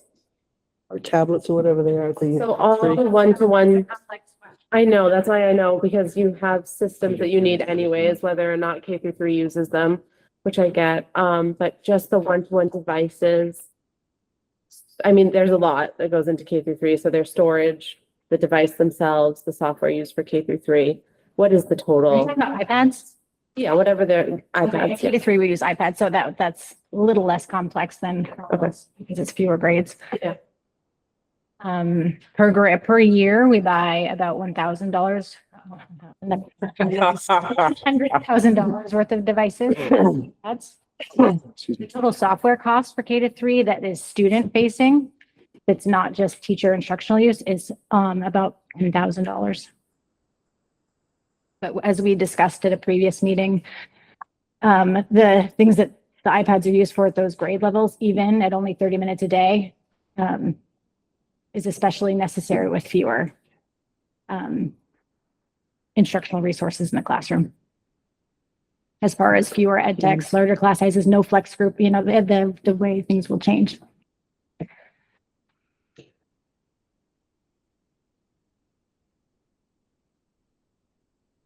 Yeah, I haven't, I spoke some, but not a whole lot. I'll just give you my opinion, and I've read quite a bit in the technology, right? Ever since, I mean, there's postings about Maine was the first state to go one-to-one computing. And if you look at the correlation of that, whatever you believe, right? There's a lot of information, a lot of neuropsychologists who are talking about this, that any screen time is bad for schools. And I would say it's made useful once they get into seventh grade. I would honestly, I would vote tonight if it was a motion to ban technology, kindergarten, pre-kindergarten through sixth grade. That's my feeling, period. Everything would be paper and pencil and it would be done. I think it's a very large misstep of our nation and our state. I do believe in technology usage. I don't believe it in the below seventh grade. That's my opinion. And if I'm the only one on the board that feels that way, okay, I can live with that. That's not any to your service. You've done a wonderful job in your role and what you've done with managing technology in this district. Fantastic. I'm super proud of your work. It's what the data is saying. And, are we going to be a board that's going to listen to the data and make that decision or not? And then if you're not really well aware of it, it's very, very accessible. And I encourage every board member to read up on it, educate themselves and advocate for our students' learning and for our teachers' teaching time too. I think the tricky thing about that research is you find what you're looking for. Yep. And I have read the kind of studies you're talking about, and as a parent was incredibly conservative about technology use in my home. And I am supportive of screen time restrictions in our schools, whether or not backing off of one-to-one completely. I'm not prepared to discuss that with a full argument today. It's so much more than I don't want to insult you by saying cursory internet research because I don't think it's that. I don't think it's. I've had much worse come my way than that. Nor do I have any information about what you've seen or what you haven't seen. So if that's a conversation that we want to have at a future time, this is a really tricky time to have that. Yeah, right. And we're Now, looking the at budget season. savings for this budget. I think the savings is negligible, especially since that $100,000 cost is not, I forget to mention this, is not paying out of pocket. That is part of our lease.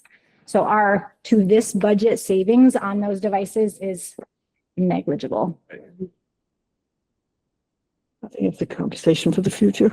And it's a conversation that communities around the nation are engaging in. There's some really interesting stuff coming out of Utah right now about technology use. I don't know if you've been following that, but Right now. yeah. Yeah, when I don't blame parents for caring. Right, Mhm. and in the initial research paper I shared with the board, I did give a very balanced, like, here are the pros, here are the cons. I definitely wasn't looking for a certain answer. But the answer that I found was pretty glaring for K through 3. I do support the use of, there's a lot of large screens, which is shared instruction in the classrooms. I went to the classrooms recently and saw those being used really effectively. It's the one-to-one computers for me that I have an issue with. In this case, the iPads. So yes. And a piece of conversation for next next. to consider that we've talked about in passing before is what that looks like for assessment. Yes, but I mean, we That all is did state assessments and we all went to the computer lab. We did, but they are different than they are now. And we can't compare our education to these children's education or the tools available, nor do I think that's better or worse. I'm not going to make that argument to the board and the public today. Or would I, anyway. But for this year's budget, it would be 110,000. Is it all leased? Yeah, we're already. So it's already, literally 10. So 30, it would be more like $40,000. Yeah. So, yeah, unfortunately, at the budget scale we're talking, it's like 1%, maybe. What, 0.10, 0.1? Yeah. Watch that zero. Decimal. Woo. Anyone else ready for bed? Yes. Thank you, Bridget. Yeah, any further questions? All right. Thanks. Yes, thank you.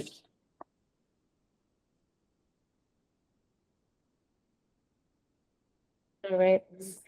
So we talked about wanting to get down somewhere in the 3.5% range, and we're about a percentage point above that, right? And I want to just share a little bit of that with you. So one of the things that makes getting to 3% on expenses trickier is that we found revenue instead of finding all expense cuts. So if I didn't have that 177,000 additional revenue and I had taken it as a lower expense, we would be at 3.86 to expenses. We would, and it brings us still to that same 7.43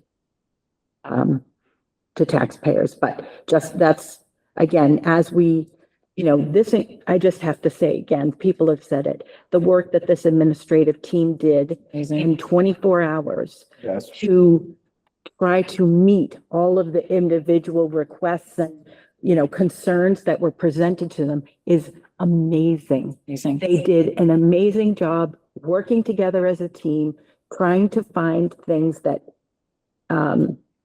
again, hit that forward-facing person less. And I'm psyched to be part of this team. I think they did great. Much appreciated. I have a question, and I apologize for not being here Tuesday nights. And I think I asked a couple of people if this came up, but I know Marissa, you had mentioned athletic fees. We had a conversation about it. I think you and I had a conversation Yeah, about it, you and- and I talked to Audra about it. But then like, I'm sort of backtracking on it just because, I know some surrounding towns like Marshwood doesn't even charge athletic fees at all. And then like ours are pretty on the high end anyways. Okay. I wasn't really wanted to double it. It was just more like a little bit, but it wasn't gonna be enough to off. So it wouldn't matter. I'm taking myself out of that. 0.05%. Thanks. Yeah, so it wasn't worth like doing that to the parents because we're already pretty high when other, so we talked about it and that was on the table, but Thanks. I wasn't fighting for it. For sharing that. Thanks for bringing that up. Now everyone can hate me for doing that. Sorry. Gotta give them some reason. The decrease to athletic equipment, is that the weather system? Among other things, yes.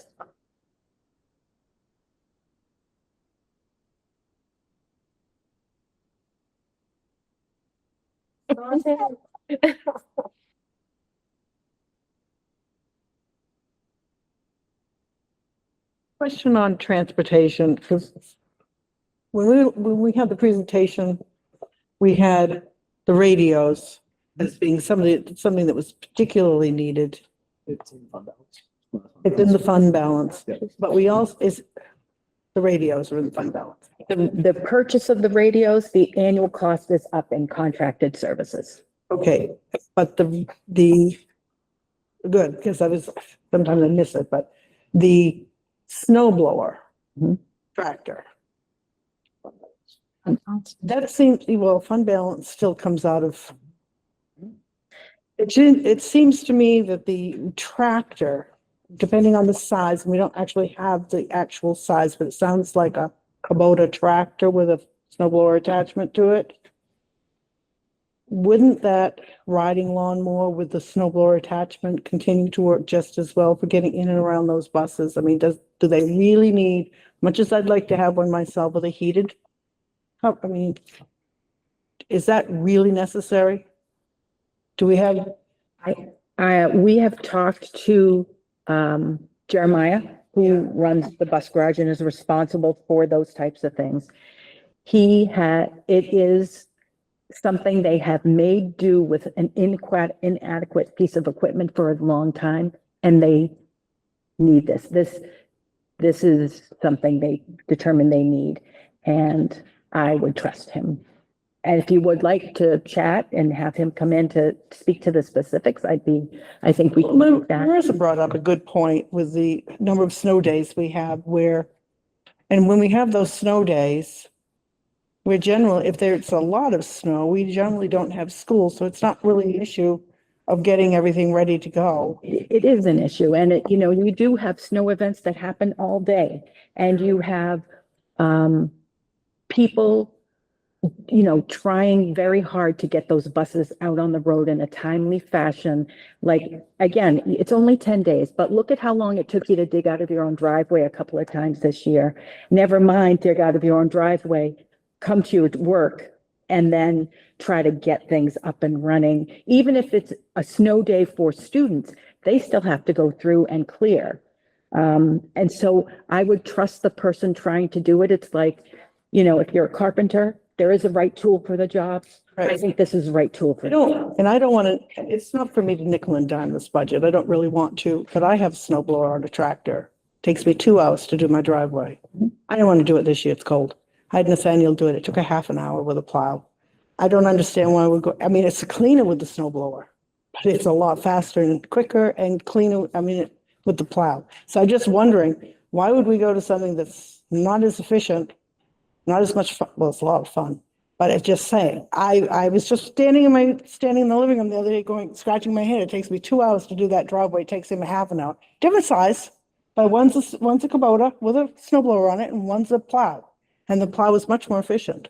And I guess I would rely on Jeremiah because he's the boots on the ground. He's the one responsible, and he is not prone to asking for things that are outrageous or unreasonable. And again, I can't speak to it because I'm I not can't the. either. I'm just But speaking. if you would like him to come speak to it, we can have him do that. There's a big difference. I mean, we have quite a compound of plow and snow blow and tractor and bucket. And I mean, there's a certain amount of plowing that is efficient, but you get to a certain point with depth of snow and where you're storing it, you need something else that's going to move it farther out of your way. And a plow isn't always great at doing. I'm no expert, and I try. No, and I'm not either. I'm just saying. I know what we need. In that driveway for 40 years and used everything from a push snow blower to a tractor to plow. And I'm going to take the plow. Thanks. Alrighty then. Nice job. That's all I can Yes, say. yes, thank you, This is a Audra. significant amount of money that Thank you. you all, yeah. And Denise, thanks for pulling this together. And really, again, Amazing.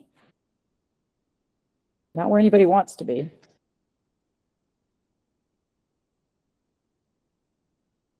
Losing 2 million from the state didn't help us at all.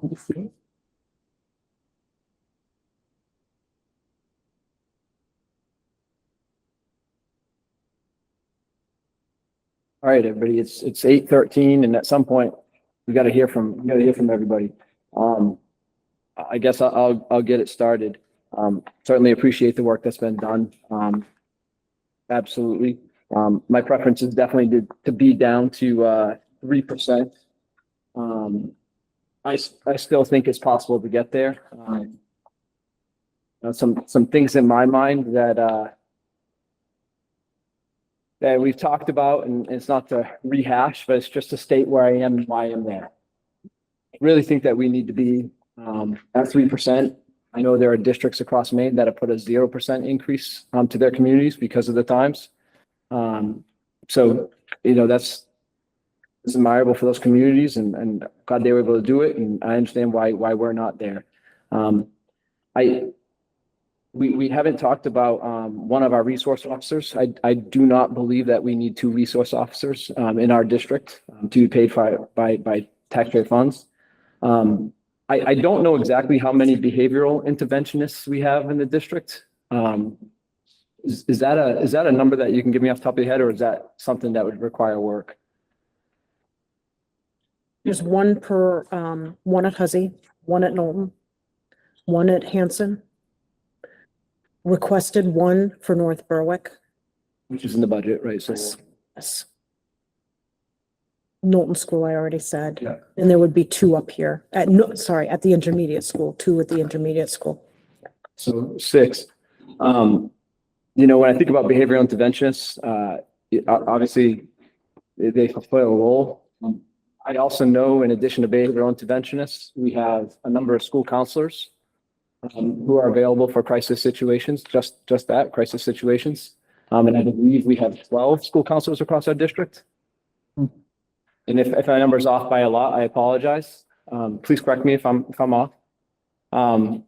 So we have 6 behavioral interventionists, 12 school counselors, and we have a number of building administrators. I think 11 or so, right? Building administrators. We also have a number of social workers who also focus on behaviors. It just seems like we have a lot of personnel dedicated to behaviors. And in my training, right, 10% of your student body were true behavior issues. we have 120, across the district, we have like what, 2,900 students, 200, let's just say 2,900 students, give or take. 10% is about 290 students. We have what, like almost 30 staff members, 290 students. And then not only that, students who have pretty significant behaviors, also, many of them have individualized education plans. Some of them have ed techs. It just, like, when I look at that, and I know districts who have, 1,000 students, and they have one behavior interventionist. I know of districts that have just under 2,000 and they have one behavior interventionist because they work with all the other staffs in the district to make that happen. So I think that that's an area where we could look at. And the other thing I said quite publicly is that I'm not a fan of Excel in pre-K through third grade. I don't think it's appropriate. It's not warranted. It's not a position that we absolutely need. It's a luxury, and we're not at a time we can do luxuries. So for those reasons, I cannot support this budget at 4.2%. Yeah, that's it. Now, can we, I didn't bring those up to debate, right? No. So, because I know it's 8:15, I just want to know where everyone stands. Can you tell me 3% is your bottom line or 3% you said to expenses? Which is what you said last time, I think. I want to see that our increase, right? And our increase in our school budget right now is 4.2. That's what that number means, correct? To expenses. I'd like Yes, to, I but would like we to had see, savings in that we found new revenue. I would like to see that percentage be much closer to 3%. 3%. Let me just calculate what that looks like. That's kind of why I'm asking. I also just want to be careful when I think that we can ask for information about how many people we have, but I caution us to estimate because feel like I can say some of those numbers weren't correct. So That's fine. they're great points. Like those are I think great points. I'm in the I want to make ballpark, sure right? we're not like, I'm in ballpark, right? yes, but I just want to make sure that that information is not gospel going to the public and that we're making sure we say estimates or we need more information. Yeah, I If think we want to share accurate numbers, I'm all for sharing the accurate numbers. But if you want to add up the school counselors, add up the behavior interventionists, add up the social workers, add up the administrator, please put that number out there so it's clear. I 100% agree. No matter what, I think that number is extremely high for behaviors in our district. To get that number to 3.01%, we would need to find another $600,000, just for frame of reference. Thank you, Denise. I have nothing to say about the behavior interventionist or anything. I think those are absolutely necessary in this day and age. But I would be willing to give my support behind removing the second SRO. Oh, There's just a lot of research. And yeah, I would like to see a job description just to see. they're very, Yeah, now that it's 5th and 6th grade at that building, I'm curious to see a job description. I disagree. I think one of our priorities in our strategic plan is safety. We're not doing anything else to develop that particular. And so I wouldn't, I think maybe we could look at a description, see what they're doing and enhance it or change it, but I would not want to remove that position. If anything, I think we should be doing more to address safety in the schools because it's one of the biggest concerns I hear from parents. So taking that away, I think would kind of fly in the face of what I'm hearing from parents anyway and their concerns. And as far as everything else go, I want to second Lauren. I hate it when numbers are quoted here because they'll come back at me. People will assume those numbers are real. I don't know where that 10% of our students have behavior problems or issues comes from. So I don't agree that I have no idea whether that's correct and I wouldn't want to. Training, Peg. Okay, can I finish? You asked where it came from, and I'm telling you where it came from. You have a number that there are 10% of our students have behavior problems in this No, district. it's when I was trained as a principal. Okay, yeah, so I'm saying it doesn't apply to our district. You don't know that. It's a generality used when training principals. Peg. I'm going to repeat, we don't know that is the number for our I district. do know that we have 16.5% of students with IEPs and 9.6% of our students with 504s. Right, and those are not all behavior problems, agreed? Right. Hope not. No, and that doesn't address anybody who doesn't have those things in place that have behavior problems. And I would argue that if we look at our percentage of ED and the economically disadvantaged nature of this district, that those things tend to go along with those numbers. And I'm not going to quote any, because I don't want to be part of that, putting out information that is questionable that people then turn into facts. So I would say that if at a time when we're desperately trying to increase scores, any additional support we have for teachers to get students help outside of the room is not something I want to eliminate either. I support this budget. I think that this has been a tremendous amount of work. I would also disagree that that people are continually unhappy with what we do because our budget's passed. And if anything, every time we go to a hearing, people are putting things back in. So that's where I'm at. Nancy. If I shout, can you hear me? No, Use the mic. I know, I've got it. What if we went to 3.25? Could you give us that number? 3.25 25, to expenses, top percentage. whatever his was.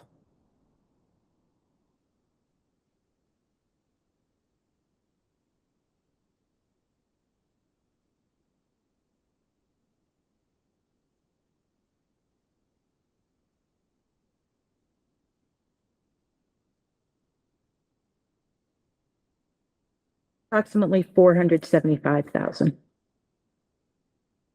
And I would ask Audra, do you think you can get us another 400 off this budget? I do not, no. I think if we start doing that, we're going to start impacting classroom teachers, class sizes, and all of those pieces from Tuesday night that you did not want to, that the majority of the board did not want to do. I think it would be a big hit. Coming off of last year, the year before that, looking at next year, I think it would be extremely detrimental. I see it, Kendra.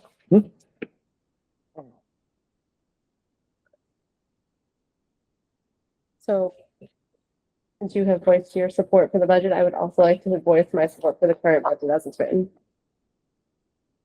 No, sorry, with the addition of a sixth grade teacher.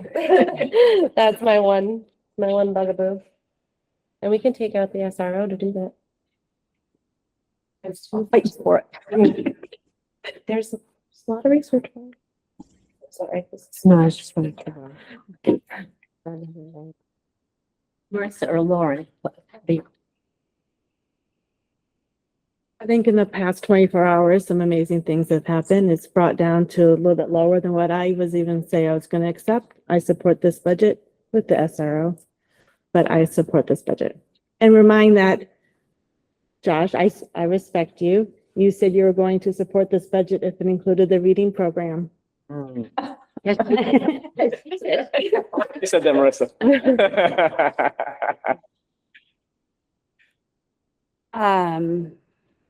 I don't know. I would really like us to still have the Tuesday meeting. I think that in the past, when like the work that's been done again, and basically 24 hours has been phenomenal and above and beyond what I think we were expecting.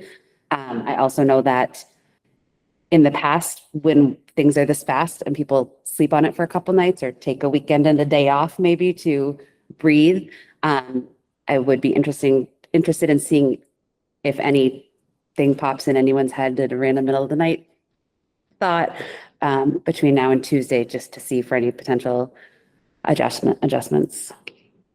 On Tuesday.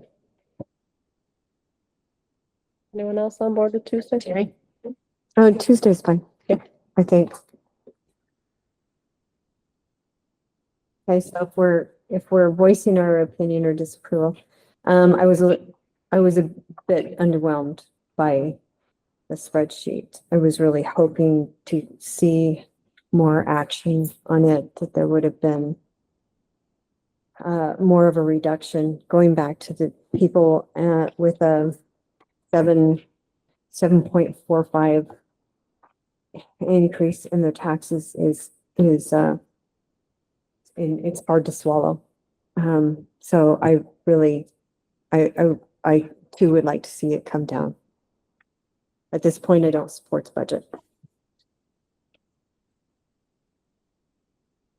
I do want to say, just because we didn't say it out loud, just the impact per 100,000 value to taxpayers, just so people can hear it. The current new numbers would be just for the school budget, estimated impact to Berwick taxpayers per $100,000 value of their house, $76.69. Lebanon would be $70.12. North Berwick is $43.52. On the bottom of the sheet. Yes, If you want to. just for, yeah, to have that information.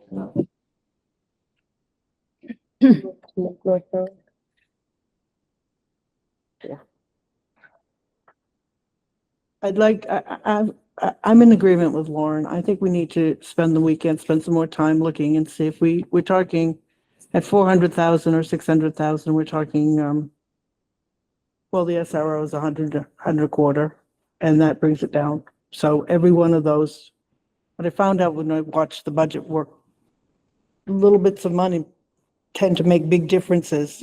So I think if we really look and I think I'm impressed. And thank you again for the reading program. It was, and I think 3% might be too low with the reading program. We've always said that 3.5 would be more in line with the reading program. So if we could get closer to 3.5, I'd be a lot happier. Because it was the reading program that, and the lower budget. So we got the reading program. I think 3.5, I think if we all look at every, I'm impressed with what people come up with. So if we keep looking, I think we might be able to get, if it's 3.5, can you give me one more number or are you close? My computer is done for the night, it said. It really had a juice. Really? Again, 3.25 was 475,000. So if you're looking for 3.5, my guess is it's probably closer to 4, little, Okay. somewhere in there. But again, I'll be ready. I'll be recharged for Tuesday. I know. So at this point, I'd like to continue to see if we can shave a little bit more off, if we can. Does Melissa have anything? Melissa. Yeah, sure. I think Tuesday is a good idea. I would like to kind of digest all of this. I cannot express enough how thankful I am for the work that went into this and my excitement that this reading program is in. It probably doesn't show on my face. I'm so excited. This is going to be so beneficial for the students. So I can't sit here and say I have a number in mind, but I do want to digest some of this and take a harder look, and meeting on Tuesday, I'm on board with that. But thank you to everyone who worked really hard to bring us what they brought tonight. Melissa. I do want to make sure, I know we had asked at another previous meeting, I do want to make sure, can we please, because I think what we're hearing is it makes sense to transportation. We just need a little more information to wrap our heads around a fancier snowblower. So whether Jeremiah can be here or a written statement, like, remote or. He's going to be remote. Okay. Gets up yes. very early. Thank you. Gets up. We want to trust in all the things, but we also have some. Can I also add, I would like to be sold on the vans. I'm still not sold on all those leases. Related to that, I think that was the only thing that gave me comfort in cutting the assistant transportation director position, was the ability to use those vans to fill in places. If we don't have that assistant director position in and we don't get the vans, we're going to be in as bad a situation as we are this year, next year, correct? Yeah, and I think we have to do something about that. It has been so bad this year. To nobody's fault. It's just the way it is because we can't find CDL drivers. So, yeah. I do want to, just for timeline purposes, if we meet on Tuesday, a decision needs to happen so that on Thursday you have the final vote. Also knowing that that means hours and hours and hours of work. You're not going to be able to get the final budget document Wednesday. It may be when we walk in on Thursday that we go through it. And I know that that's close, and I know that that was a concern from last year, but we're right up to the moment. And I just want to go into this having everybody be very clear that you're not going to have that final document until Thursday night. Just putting it out there as something, and that's going to be hours and hours and hours. And that's okay. That's what we do. It's what we do. What we do, but just, that's the reality of when you're going to get that information. No, we appreciate that transparency. Thank you. Motion. Motion to The motion adjourn. to adjourn. Seconded, all those in favor? And the motion passed. I'm in the same boat next Tuesday. We're driving back not as far, so I might make it.